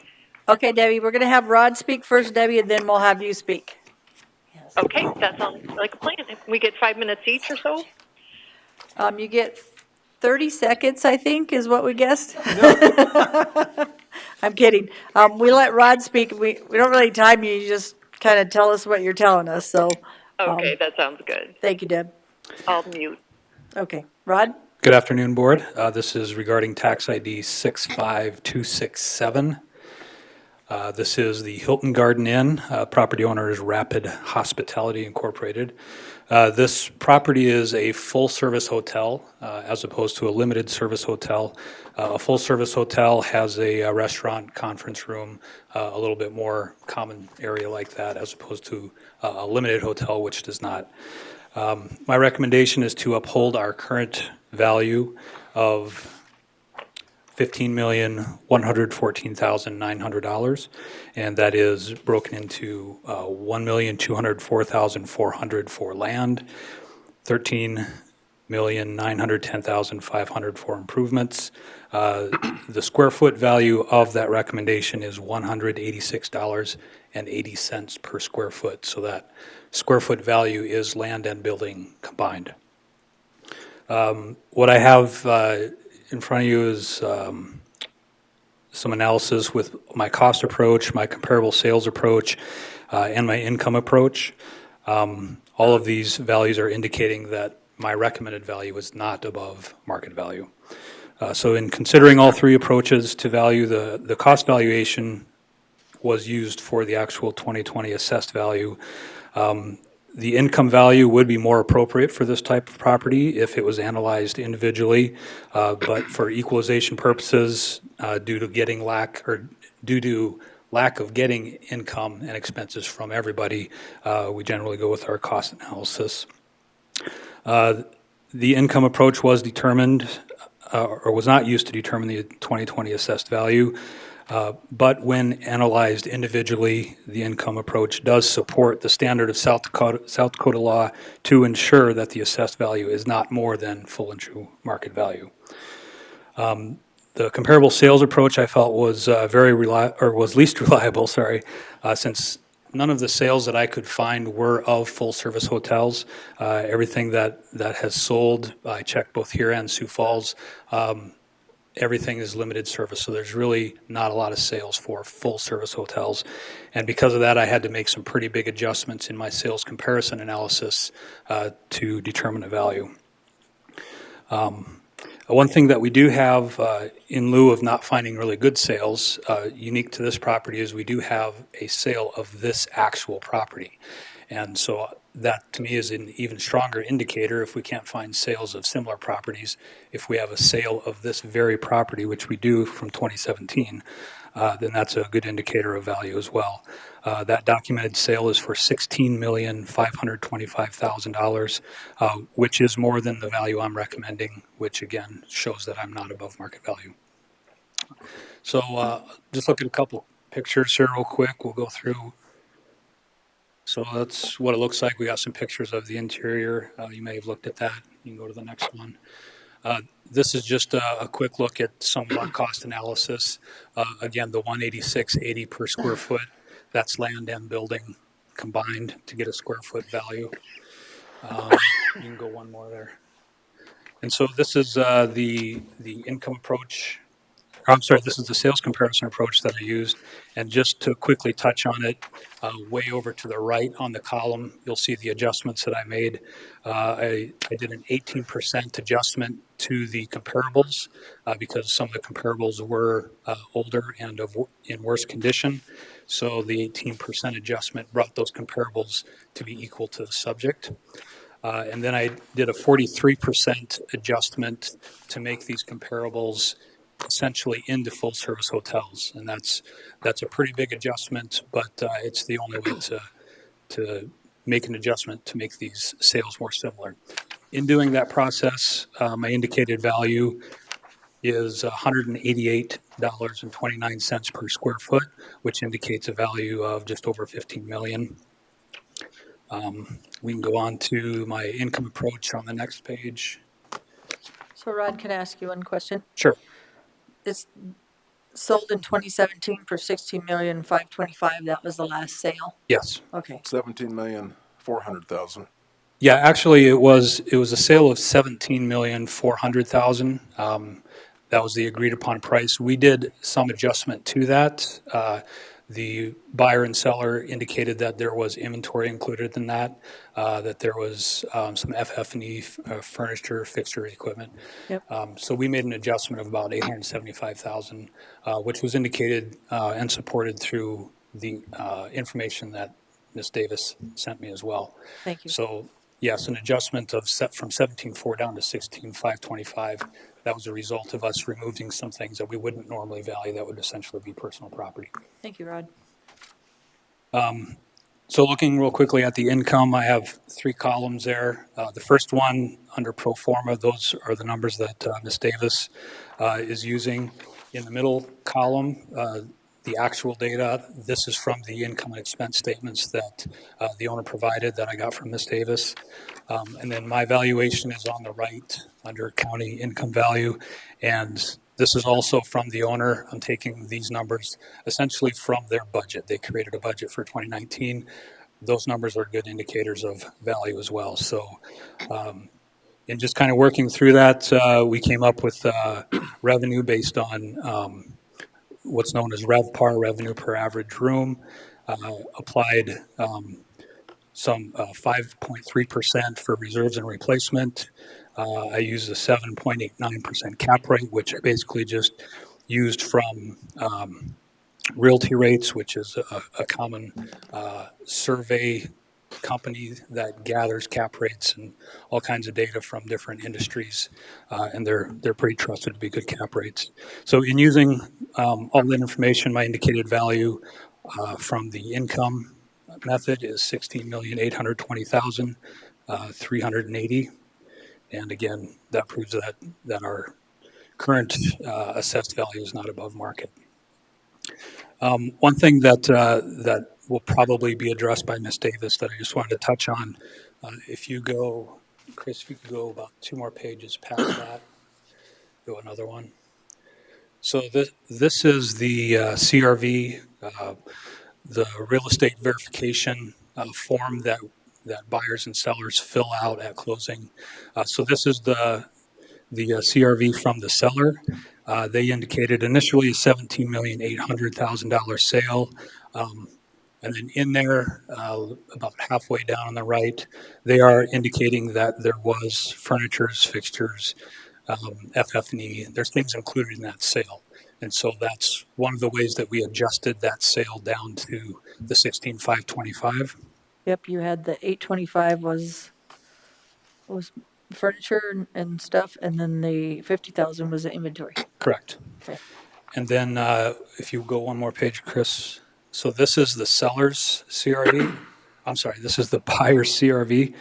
So down towards the bottom, they also indicated to adjust the sale from the 17,400,000, adjust off the personal property, the inventory, to get to 16,525. But then the thing that is extremely unique in their opinion of what they actually paid for this, again, this is the buyer filling out the CRV, they indicated $4,865,000, nearly $5 million, to go towards goodwill. So they are breaking the sale down, saying that this amount of money, 28% of the sale, is going to goodwill. So typically, if we see something that's goodwill, you know, on the high end, we might be 10% of a sale that could be used for goodwill. Tell me what goodwill is again. You're going to have things like possibly franchise fees in there, maybe liquor license, you know, things that aren't as tangible as actual real estate. Which they have both.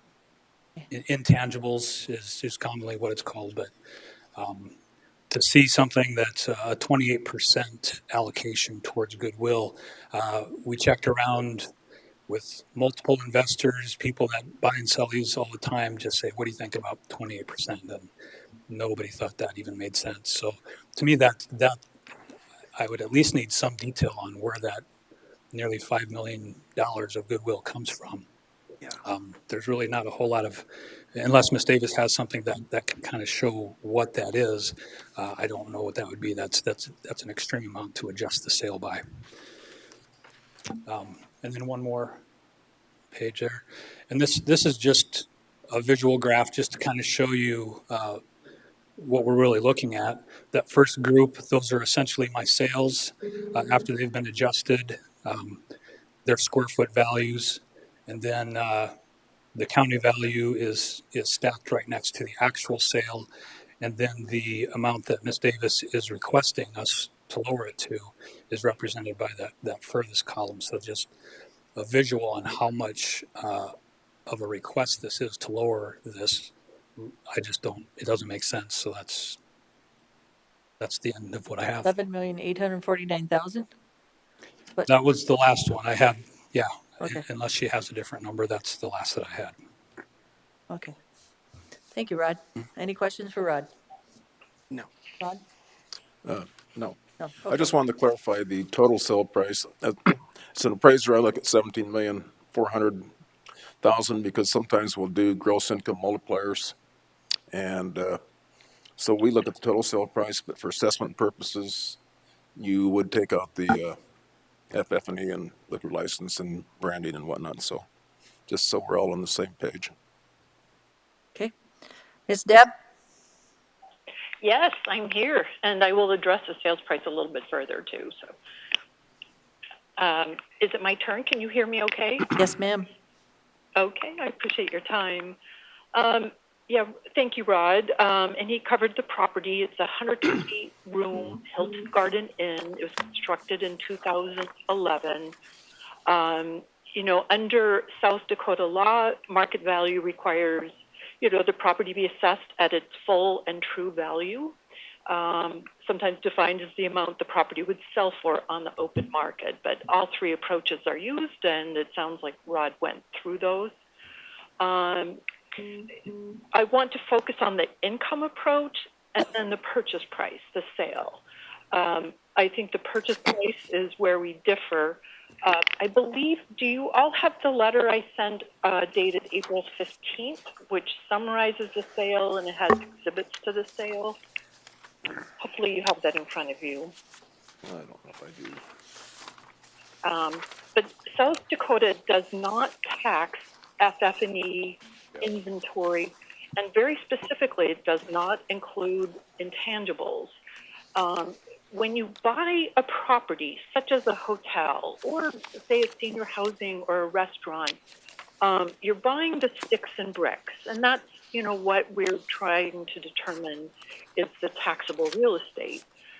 You're also buying the beds and furniture, lobby furniture, things like that as well, and that's been separately itemized. But you're also buying a huge operating business. So we kind of get into what is the intangible in this. What are intangibles? The purchase agreement literally has 2 pages discussing the intangibles. Probably the most important one is the Hilton brand. That brand requires, training for all employees, its revenue management systems, it's their huge reservation system. If you drop that license for the reservation system, revenue would just plummet. So it's a franchise agreement, it's revenue management software, there's a liquor license involved. It's just a huge list of intangibles. In this purchase, the buyer specifically laid out the value of the land, building, and land improvement, and put a value on those 3 items of $11,660,000. They also listed the FF&E, so you've got the total of those 2 tangible items of the little over $12.4 million. Now, I didn't really address the cost approach with Rod, but I looked through my files. I have other clients that have recently built Hilton Garden Inns. I have one in Omaha, and I looked at the cost. That cost was $90,000 a room of the hard construction cost. Rod's value is at like $115,000 a room. So no, I actually miscited that. It was $71,000 a room for a Omaha Hilton Garden Inn, and it was about 5 years ago. The subject property, they are using a cost basis of $90,000 a room. So that's very much in line with current construction costs. of that property. Yeah, so I just encourage you to look at that. Also, in the purchase agreement, they reference there's an IRS filing, and it's attached to what I sent you, and it's Form 594, and that is attached. And in that, they very specifically stated that the value of the real estate and the personal property was the $12,485,000. Both the buyer and the seller are obligated to report this to the IRS. And the IRS is really strict about this. I mean, you can't overstate the value of those assets on that form.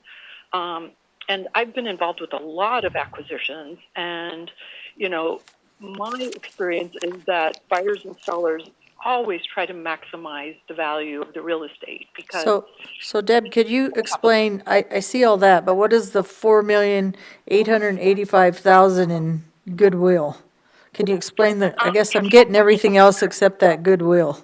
Yeah, if you look at the purchase agreement, it literally pages describing the goodwill. It's, you know, to comply with a Hilton franchise is an enormous amount of work. Like I've seen on new construction, say they have, you know, 90,000 a room to build out the hotel. Most owners' budget will then include several $1 million in additional funds, you know, to train their workforce, to get everything branded, to be compliant with the Hilton brand.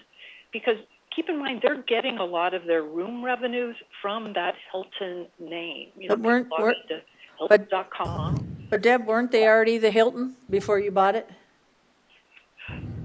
Yes, so it was this. So a lot of those trainees and the people that were in there were already trained, and unless you didn't take all the workers and the managers and all the things that you're saying, I could see if it changed to a different motel, but this motel hasn't changed in the name. So unless you hired a whole new. You're buying an operating business. Right. You're buying more than the sticks and bricks. If that property was at the end of its franchise and you're buying a new one, then you're not buying really an operating business. If you're buying, you know, these franchises are generally like 10-year licenses, sometimes shorter. You know, if they were unbranded at the point of sale, then I would say, yeah, then that's a real estate FF&E and inventory acquisition. But if you've got that license, yeah, it's a huge operating business. And doesn't Hilton have perks in some of the things that they give these? I was listening to one of the Bradskis, and you buy that 25% or whatever that you have to pay with that branding, you get also perks with that as well. So that's what he was saying, and because I had asked about a motel that we're thinking about buying, and I said, well, why would I want to do that? And he said, because they help you with reservations and keep your incomes up, and there's a lot of perks, he said, with that 25%. Well, it's a revenue stream. You're really buying, you know, all the branding that Hilton spends. I mean, look at the Hilton commercials. Every time you turn on TV, you see a Hilton commercial, and I mean, that generates revenue. And that's, you know, it's also part of the franchise fee, which, you know, I want to touch on the income, because the income is the second piece of this. So if you look at page 3 of my letter, I summarize the income. So for example, I always like to look at what were the buyer's expectations when they spent this $17 million, you know. They were looking for a first year NOI of $1,552,000. In reality, the highest revenue in the last 2 years was half of that. The highest was actually in 2018 at $737,000. And if you apply just a general cap rate, you've got a value of the business of just under $8.2 million. So that needs to be weighed as well. You know, the purchase price indicates the $11.6 million. The income stream represents 8.1 or 8.2 million. And the other thing, if you're familiar with, there's a report that all hotel properties, or any branded hotel properties, put into, and it's called a STAR report, Smith Publication Research. And I have pages on that. And so for the end of 2019, at the top, it'll say monthly performance at a glance. And the importance of this report is it looks how your property is doing compared to the market. So for example, occupancy at this property was 64%, but then it compares it to what they call a comp set of about 7, 8 competitive properties. The occupancy of the comp set was much less. The same with the average daily rate. And then kind of the rev part, it's called revenue per available room. And that's really how the income starts. That's the gross income. That is at $69.96 for the subject property, and for the comp set, it's at $65. So what that tells us is that the subject property is outperforming its competition, which is good. It shows it's well managed, it's a good property, there's adjustments for age and things like that. But basically, this property is outperforming the market, and yet the revenue on this property in the highest in the 2 years only supports a value of around $8.2 million. So you can look at that. Let's see. Look at my notes. The other factor I'll just mention real quick, there are so many new rooms that have entered the market, and there's just not the demand for it. There's about 650 rooms that have opened in the last 2 years, and 2 of them, unfortunately, are Hilton properties. So in some ways, that sabotages from the subject property. So right across the interstate, there's a True by Hilton that opened in May of 19. And then I think next to it's a Hampton Inn in May of 19. There's a Best Western Plus with 88 rooms that opened up, I think, in the last year. Deb, do you know how much those sold for? No, but it's just the supply of rooms is more than the market can absorb. So if you compare 18 income to 19, 19 dropped significantly in the last 2 years because of the supply. So if I buy something and it doesn't bring me the income I want once I bought it, you should make my assessment lower? Is that what you're saying? Well, it's driven by market value, and market value on November 1st of 2019. And all 3 approaches should be considered. Yes, the purchase price should be considered, but not including the whole business. And honestly, this is one of the best documented sales I've seen in terms of, the allocation is on the closing statement, it's on the federal tax return, it's on the owner's balance sheet.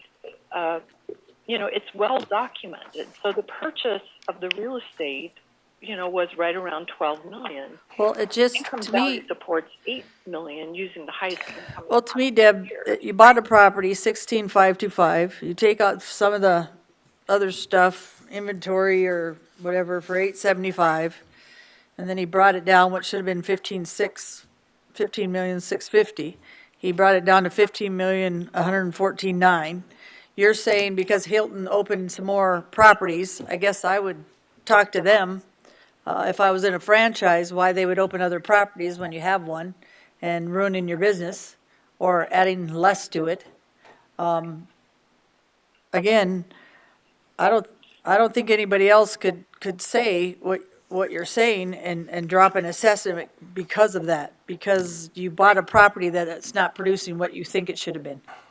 I mean, we all get stuck in that in a certain extent, but we don't get to lower our assessment because of it. I'll just tell you that from having properties.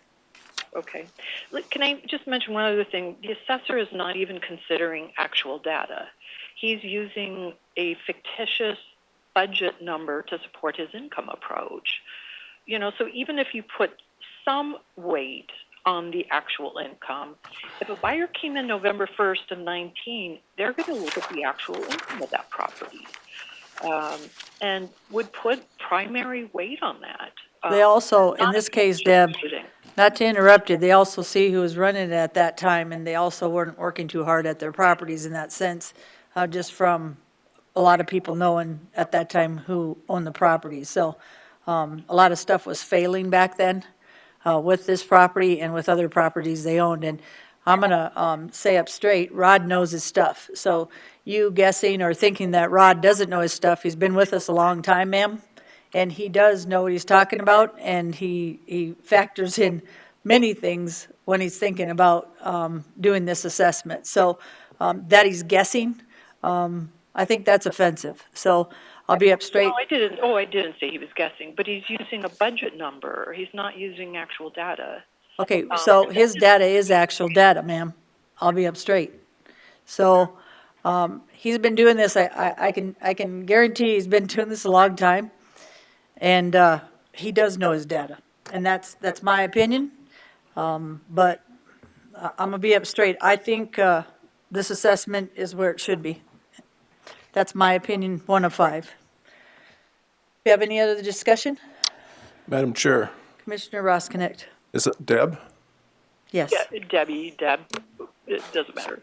So Deb, I've probably appraised more franchise motels in Rapid City than any other appraiser in Rapid City. And with that being said, and I've seen closing statements, and I've seen allocations. And with that being said, why didn't the buyer mention 10,000 for goodwill opposed to 4 million, or 10 million opposed to 4,865,000? That number is a very subjective number that I suggest benefited him in some capacity, because most of the buyers that I see buying motels, they want that real estate as high as possible for depreciation purposes. So I just don't, as far as I'm concerned, that number is typed on this document, but it carries no weight, in my opinion. Okay. Thank you. Well, and it is a number that both the buyer and seller are required to agree to, and there is negotiation on that for sure. But both the buyer and the seller agree to it. And again, my experience is too that they want the real estate as high as possible. Right, so it did make sense that instead of the 10, again, that's a pretty high number, and I don't know how they came to that, but that just makes it Madam Chair. a little bit different. Okay, Lloyd. Commissioner LaCroy. I'd make the motion to go with the assessor's recommendation of 14,900. Moved by Commissioner LaCroy, is there a Second. second? Second by Commissioner Santra. All in favor, say aye. Aye. Aye. All opposed? Motion carries. Thank you, Miss Deb. Thank you for your time. Have a good day, ma'am. Bye-bye. Bye. Thank you, Thank Board. you, Rod. Let me guess in your dad. Just kidding.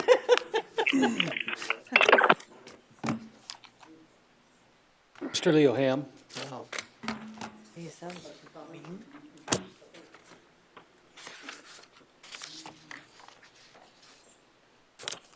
Joe, just tell us when you're going through which parcel at a time, if you would, sir, so we can figure that out when you're going through it for me. Thank you, Joe. Printed up a map also that has the parcel numbers on it. Oh, gosh, I'm missing, perfect. You're missing what? You printed up a map? Oh, The stuff that I just handed you was from Leo, yep, and that's just a map that shows the parcel. okay. Lloyd, you got yours? I should have. Yep, I got it. Sheila Parker. Yeah. Hey, Joe. All right, once again, I'm Joe with the Department of Equalization. These properties, Mr. Ham's properties, have been appealed a number of times. They are all agriculturally classified. The crop-rated soils on all of Mr. Ham's properties have been adjusted in 2013 based on visits to the site and looking at the crop-rated soil. There's a lot of buck grass on them and just grass and that doesn't grow that well. So that's the reason they were adjusted. In 2018, last year for the assessment, We had done the reappraisal, and afterwards I did a site visit with Leo of his house. And based on the information that I saw and the things I saw with the house as far as being dated and some of the condition issues, we made an adjustment last year to the value of the house on his property. So on parcel 48699, which is the one owned by Leo, which is the long one there, I'm recommending that there's no change on that property. Okay. The next property actually isn't in the rapid map. It's a little bit to the, it's a 47612. This one has Audrey's, his wife's name on it.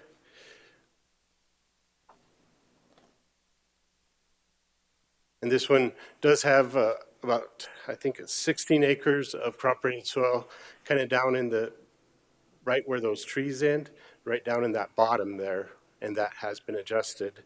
Again, her value is $24,600, and I'm recommending no change. And if you go to 49585,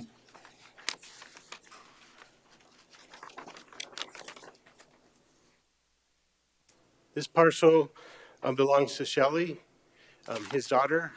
That parcel and the next two below it are owned by each one of his daughters. Say what? 57, what number is that? 49585. That's that long one right there? Yeah, that one, yeah. And then his other daughters own the next one down and the next one down. And that's They're only all $5,400? Yeah, 5,700, I think. Yep. 5,000, oh, I'm sorry. So that long, how many acres is that? 40 acres. For 5,400? That's the value of that parcel. Oh. And of those three, that one is the highest. The reason it's the highest is because it has more crop rated, or not crop rated, higher pasture rated soils than the other two. And so that's why it's a little bit higher. That value difference The value's high at 5,400? is 2,500 between that top one and that third one down. There's a little difference. The last one is, and again, I'm recommending no change on that one. Right. And the last one is 58546.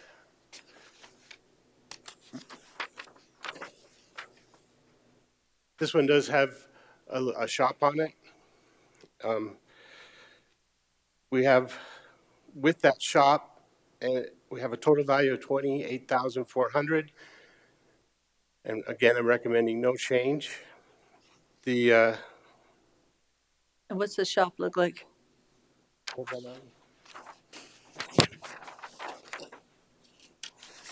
It's a barn type building. It's got a dirt floor. It's got a little lean-to on the side. I think I remember seeing this last year.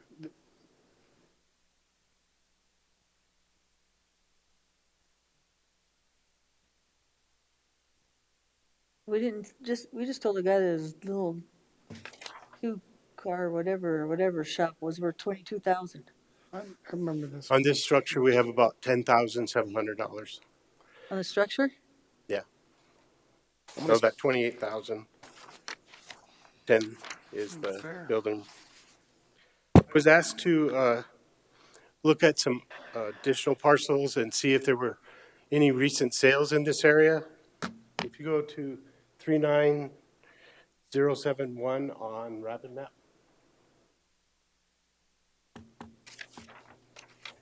You could actually just click on it, but should hide. So these are eggs because of the soils? They're agricultural because he qualifies based on having the number of acres and that there are cattle ran, and the principal use of that property is agricultural. So all these parcels, cattle's run on? Mm-hmm. Yes. But this parcel right here, this is currently owned by Dwayne Howie. It sold in 2012 for $488,235, and this sold from the Ham estate into his hands. That value, I think that sold for about 12,000 an acre. yeah, it was, I had a, here it is.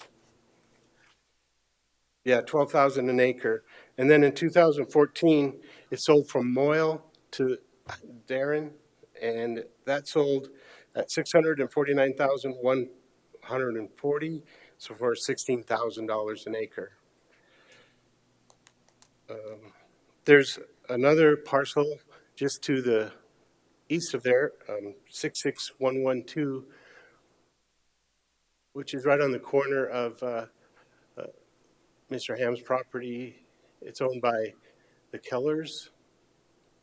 It's 55 acres, and they bought that and then built on it. And when they bought it, they paid $633.75, which is $11,500 per acre. So they were all ag before then? Do you remember, Joe? I don't. Can you tell on? Madam Chair. They all were, except possibly this one. Okay, Commissioner Roskinek? Leo, was your sister's land, that 40 acres, was that zoned ag when it sold? The one you appraised? Yeah. That was my mother's. She came Or your back mother's, with- that was zoned ag, wasn't it? Pardon? Was it zoned ag when it sold? Oh, yeah. Okay. I was running on it. I ran on it for, gosh, 40 years. You Yeah, know? that's what I thought. Yeah. Debbie, you have to remember that all this ground was a ranch at one time. And you cannot convert it over to these values and have any relevancy as long as you've got as much as we have, and it isn't enough to make a dang living with by real imagination. And it's more of a headache, but the fact that it can sell for a high dollar is the reason that we have the limitation on the ag land. Because ag land cannot possibly compete with the commercial or the development segment of the society. No, so far it has, because we have properties that are selling that were ag, and some of those ranchers that are in back by Spring Creek and stuff are getting mad because people are claiming the ag, and then they're going in and making $400,000 on the acre, or their 40 acres. So they're saying, how can they claim ag and then go sell it for that price? So, that isn't true, Mr. Ham.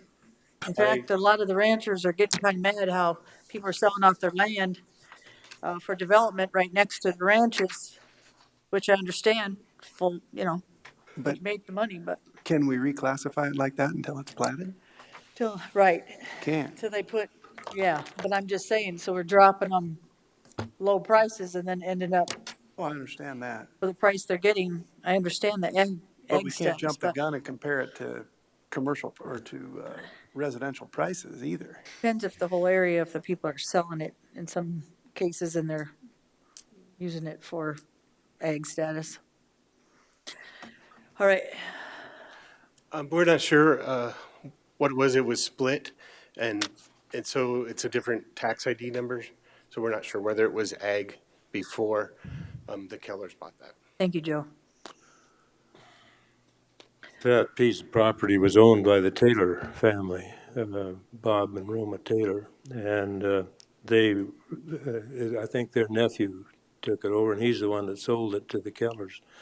But I've provided you folks with a little handout, and I would like to share with you today what I don't understand, I guess. And I'm talking now about my house, and then that's the handout that you got. And you have three different sheets, 1, 2, and 3. So that's 48699. Yes, yeah.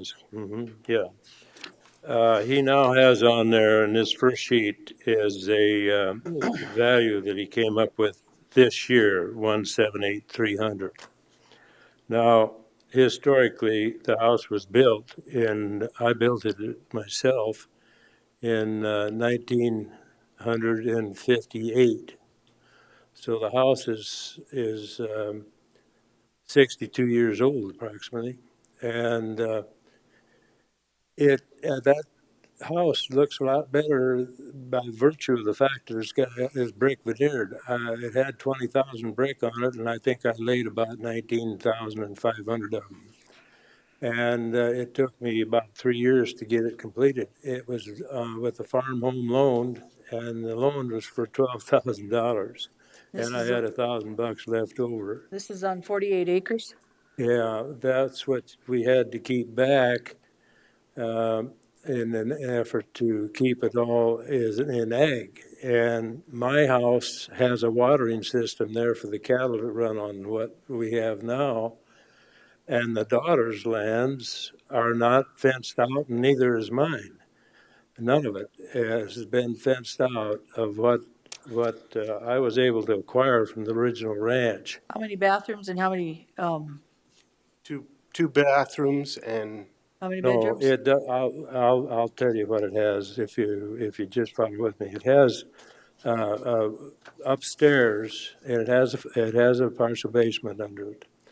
And Has what? upstairs, there's only one bath upstairs How for many? 3 bedrooms. Okay, And downstairs, we finally finished off enough of it down there so one daughter could, there's a bedroom down there and a bathroom of sorts that is, I think it's about 4 feet wide and about 8 feet long. And it has a stool and a sink and about a 2 by 3 that's cool. shower. Half bath. And that's it. And now, the things that I brought to the assessor's attention that I thought he'd ought to consider, and I don't know that he has, Oh, I can say are the external concrete is a Assessment, I'm mess. not arguing the assessment. Oh, did you have some? More. No, I was just pointing something out to Deb. Oh. I guess I'm not getting the, He's got me down for quite a few things that I don't think we really have. Now, it talks about, well, I think you had me down showing me on that as having a paved driveway, and it's all gone to hell. What it wasn't a paved really in the first place. okay. It is all cracked up, and Does so it's. anybody have any questions on this one from Mr. Ham? On his house? I mean, is anybody disputing this? Are you trying to rush me through this thing? No, I think we got what you have, sir. I'm not trying to be mean. I want to okay. go back then to, I want you to look at, well, I had a bunch of things here that I don't think he's considered. Well, we're just looking at parcel 48699 right now, Mr. Ham. That's right. Right. And all the handout is inclusive of that issue, Yep. okay? So the second part of that, number 2 sheet, if you're not going to listen to my complaints in regard to the house, is if you'll note on there, the valuation of the owner occupied, and that was the taxes that we paid this year. I just dropped them in the box upstairs as I came in. And the house was valued the year before at $14,500. I mean, the dollars were $1,450 that I paid on the property. And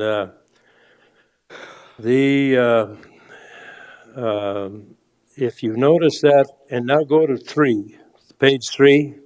Yep. Go to the second page, if you would, even. And let's start with the valuations of, let's say, 2000. The house was valuated in 2000 at 600.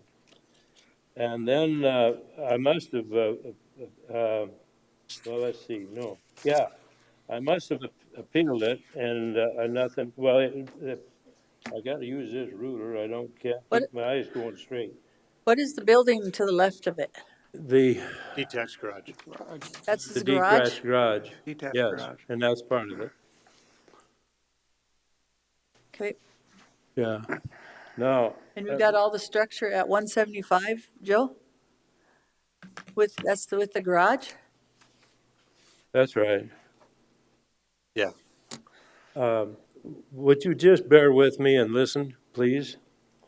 If you look at this thing that I give you in the back here, what I'm going to call your attention to is the factors. Now, I was not aware of this, and I sat in your position for 8 years and really didn't have a handle on this, and I still don't. You look at the valuations, Deb. Look at this document that I give you, please. I looked at it. I'm Well, not follow trying. me with it if you would. I did. I just don't understand how you got 175 or 174,000 out of that house and that garage.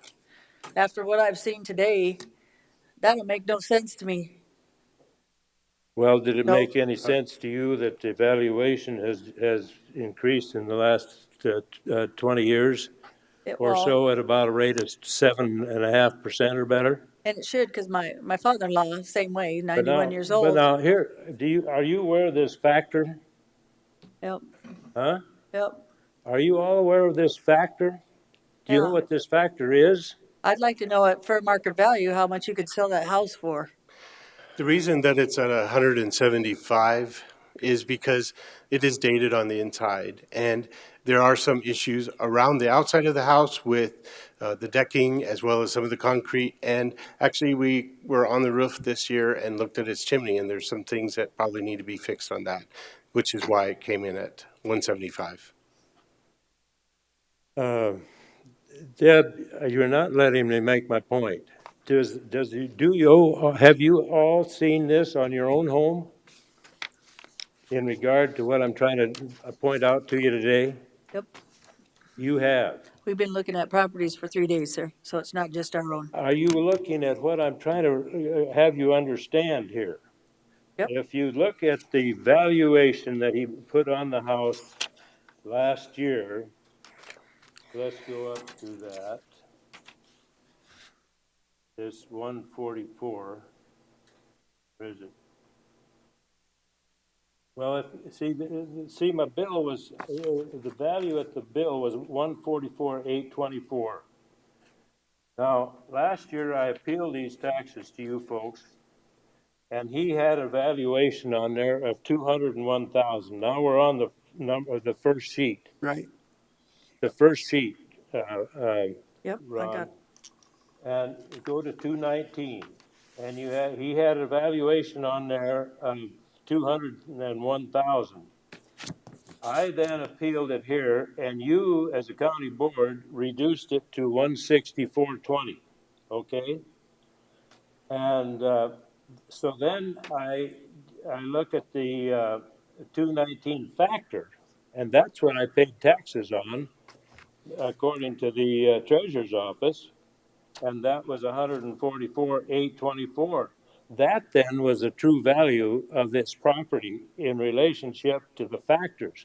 Now, as I understand it, that factor is the state getting involved in an equalization process across the state, as far as I would know. So, as you as a commissioners, were you aware of this factor? Yes, that is correct. Were you? Yep. And you seen it on your own?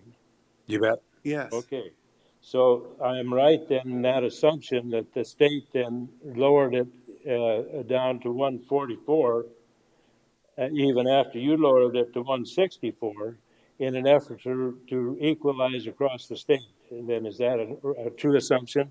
I think it's a factor of 82%. Pardon? It's 82%. It's to equalize it out in your area, not across the state. Then though the true value of it was 144, is that not correct? That's the value that we would, Factor that value. was the taxable value of it. Not the value of the home itself, but the taxable value after I have no being idea. factored. She asked what I could sell that for, but you take a house now, and there has to be at least 2 baths along with 3 bedrooms. If you've got a master bedroom and 2 bedrooms, you've got 3 baths. That house don't have it. In the time that when I built that house, I thought we were getting into hog heaven, compared to what we were raised in. Yeah, but And you would just remodel it, just like most of them, and you have 5 bedrooms and 2 baths, and you got a I huge don't have garage. 5 bedrooms and 2 baths. You said you had 2 downstairs and 3 No, I upstairs. didn't say I had 2. I have 1 downstairs. Okay, sir, so what are you asking today? Well, I would think then that, if the 124, of course, what you did, you raised it about 90,000 bucks. Okay, so what are you asking, Mr. Ham, today on Well, that property? I guess that, I have no idea what I could sell it for. I have no idea. The lot, I'm not asking you that, sir. I'm saying how much at this time do you believe that this property, what is the value that you think it should be well, assessed at? he says on this slip that he'd reduced the value. I'd argue that he didn't. He raised it 10,000 bucks. Okay, so tell me what you think. Well, I would, I don't know what the value would be for selling it all. Okay, Commissioner, do we have any discussion? Which one, are you on 48699? Yep, I'd move to go with the 178.3. the what? With the what? 178.3? Yeah. I'll second that for discussion. Okay, so we have 178.3. Do we have any discussion? Not, all in favor say aye. Aye. All opposed, motion carries. Parcel 47612, Mr. Ham. That's Audrey's. Audrey Hams. I don't know why I waste time with you people. Okay, this is the parcel up the road. It was a school section that I purchased from Mrs. Reeder. I've owned it since, or we've owned it. Some lawyer told me to put part of what we had in her name and part in mine, and this ended up in hers. This property is, the big problem is cropland, and that's a real farce. And all, well, this one and then the LLCs too. If they would consider that property as pasture like the rest of it. Now, this particular property up there, the cropland is in a drainage where you couldn't possibly farm it logically because it would erode. And if you, the trouble is there's trees all over it, like 20 or 30 foot high pine trees, pretty dang thick. And then also the problem I have with that property is that there's no dependable water on it. There's just shallow water available only in wet years.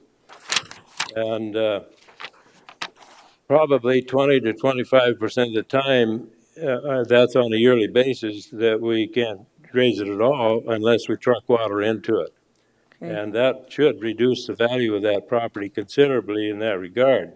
Okay. And now, also, the water that I was able to develop up there at quite an expense is only capable of being utilized from June to mid-October. And the fact that we can't put cattle in there because there's so many pine trees pregnant is that they'll eat, if we happen to catch a snowstorm, they'll eat it and abort the calves over there. So we've never ran cattle in there over about 4.5 months out of a given year. Okay. And so then, well, just in that dang little water system, it had a freeze deal in, and it cost me $1,450. And I don't know what our income is specifically off of that, because we try to rent out what we have left in an effort to pay the taxes. Okay, Commissioners, do we have any questions on parcel 47612 or a motion? That's 47612. Yes, sir. Remember that this is ag land again, and we try to use it, and we do. We have cattle on it every time we can, if it'll support cattle. Yep, they have it at 24.6. Question. Joe, is 47612 classified as cropland? There are 19 acres within the 155 acres that are considered to be cropland. Because Leo has taken me down there, and and we adjusted. I don't know what cropland looks like, but that's not cropland. Yeah, and we have adjusted that cropland. We'll run Either standing water or no water. Okay, so do we have a motion or more discussion? I get one question. Okay. Remind me how you adjust it.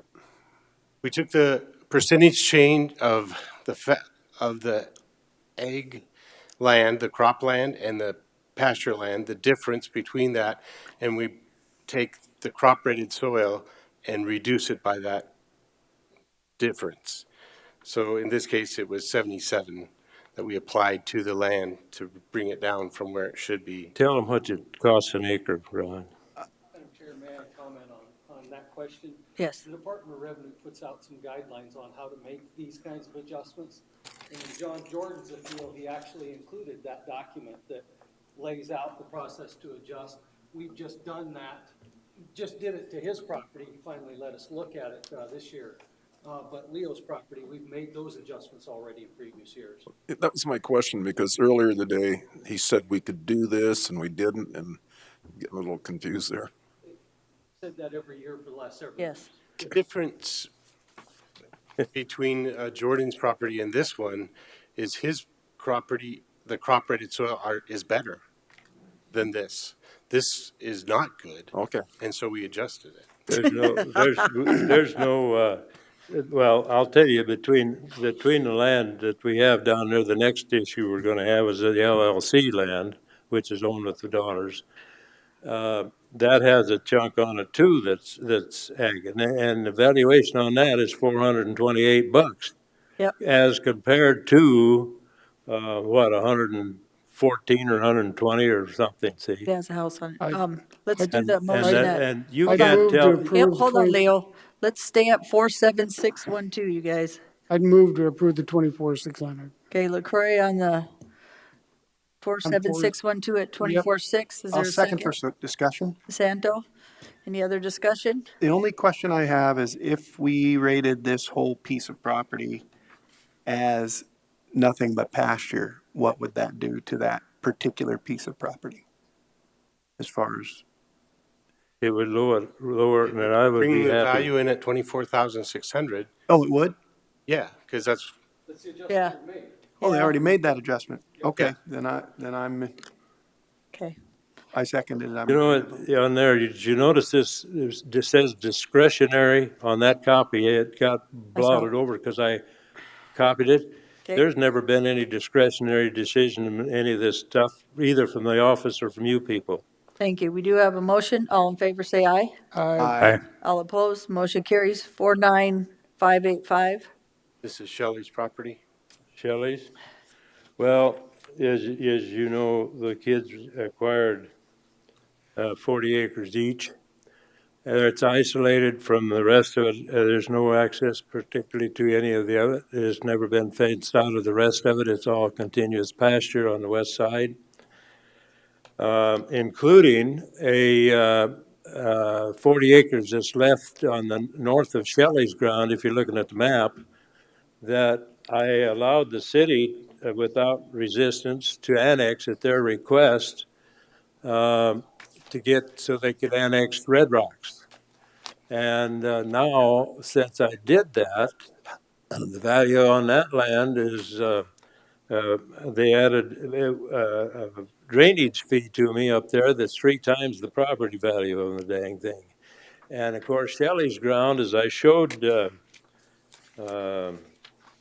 assessor here, isn't any better than the other 2 girls' land, and theirs is $1,000 valuation, less than Shelley's.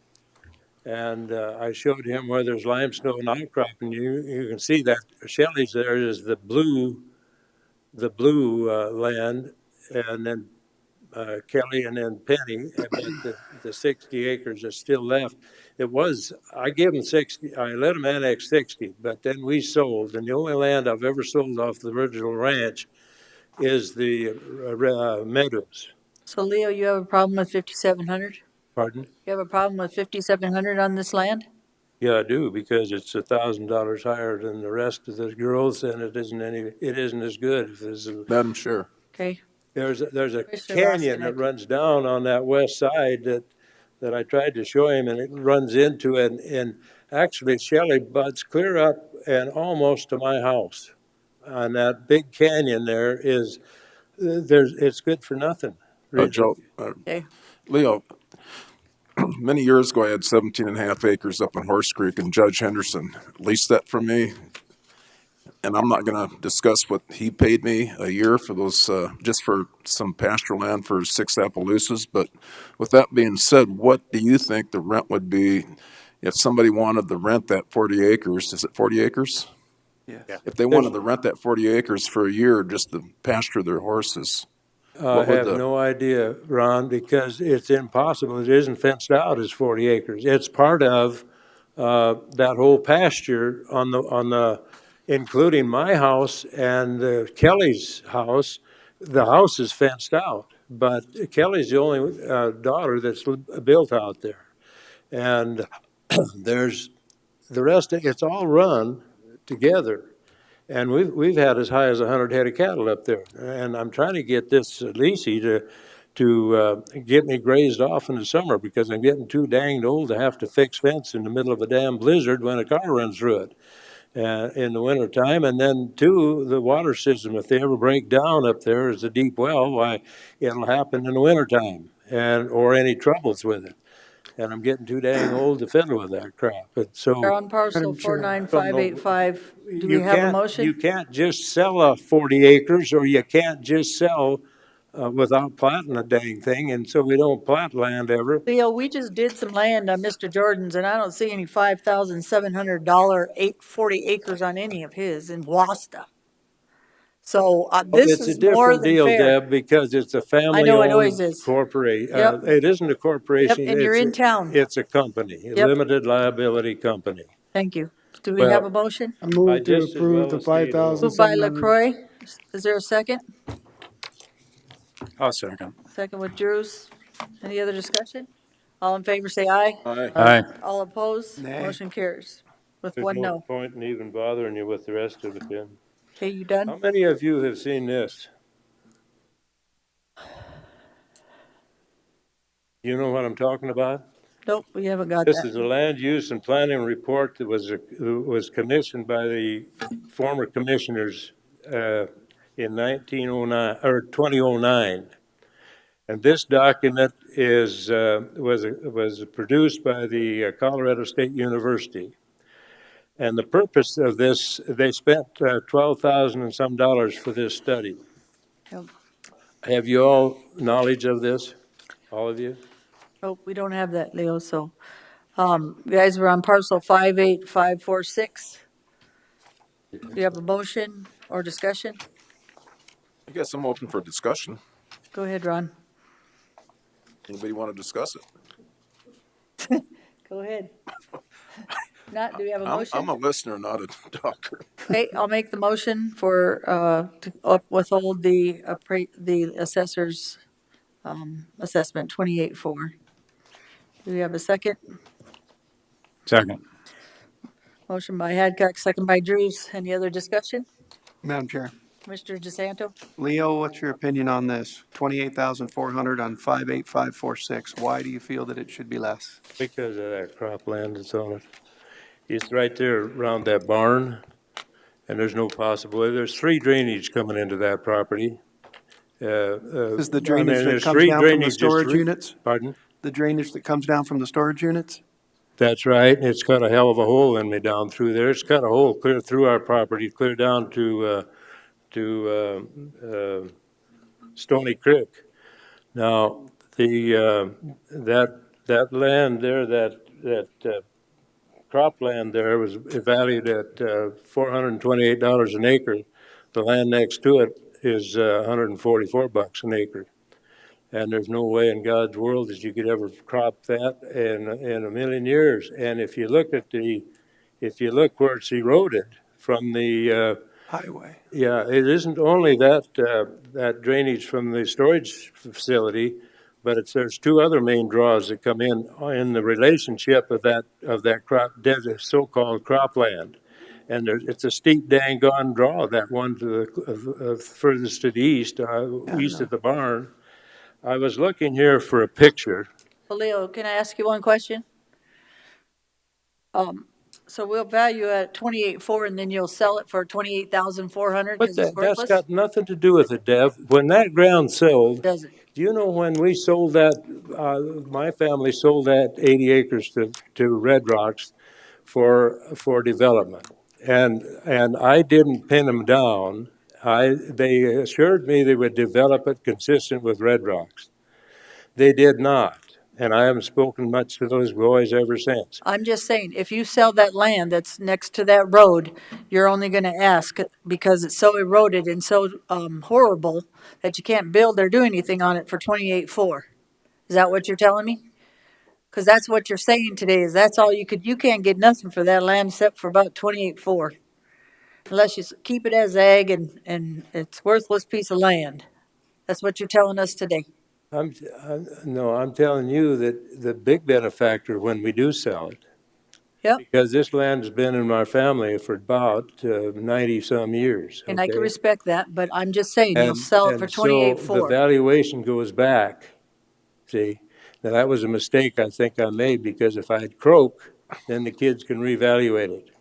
But the way it is now with the LLC, they have to use our valuations. And when we sold that, the big benefactor was the government. Right, but I'm just saying, you're gonna sell it for 28.4.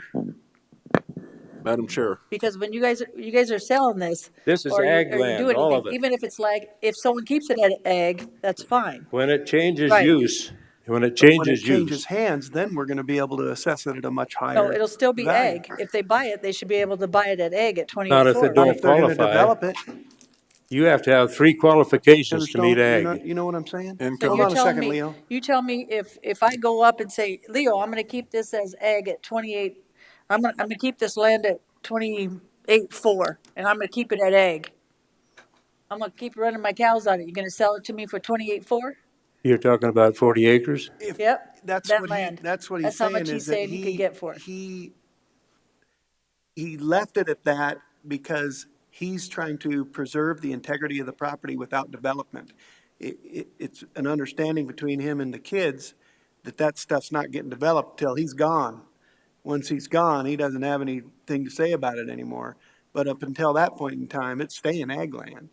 And so we can't, and we're not, I'm not saying we are assessing him on the value that it could be if we platted it out to 12 different home lots. You know, if we did that, he'd be, yeah.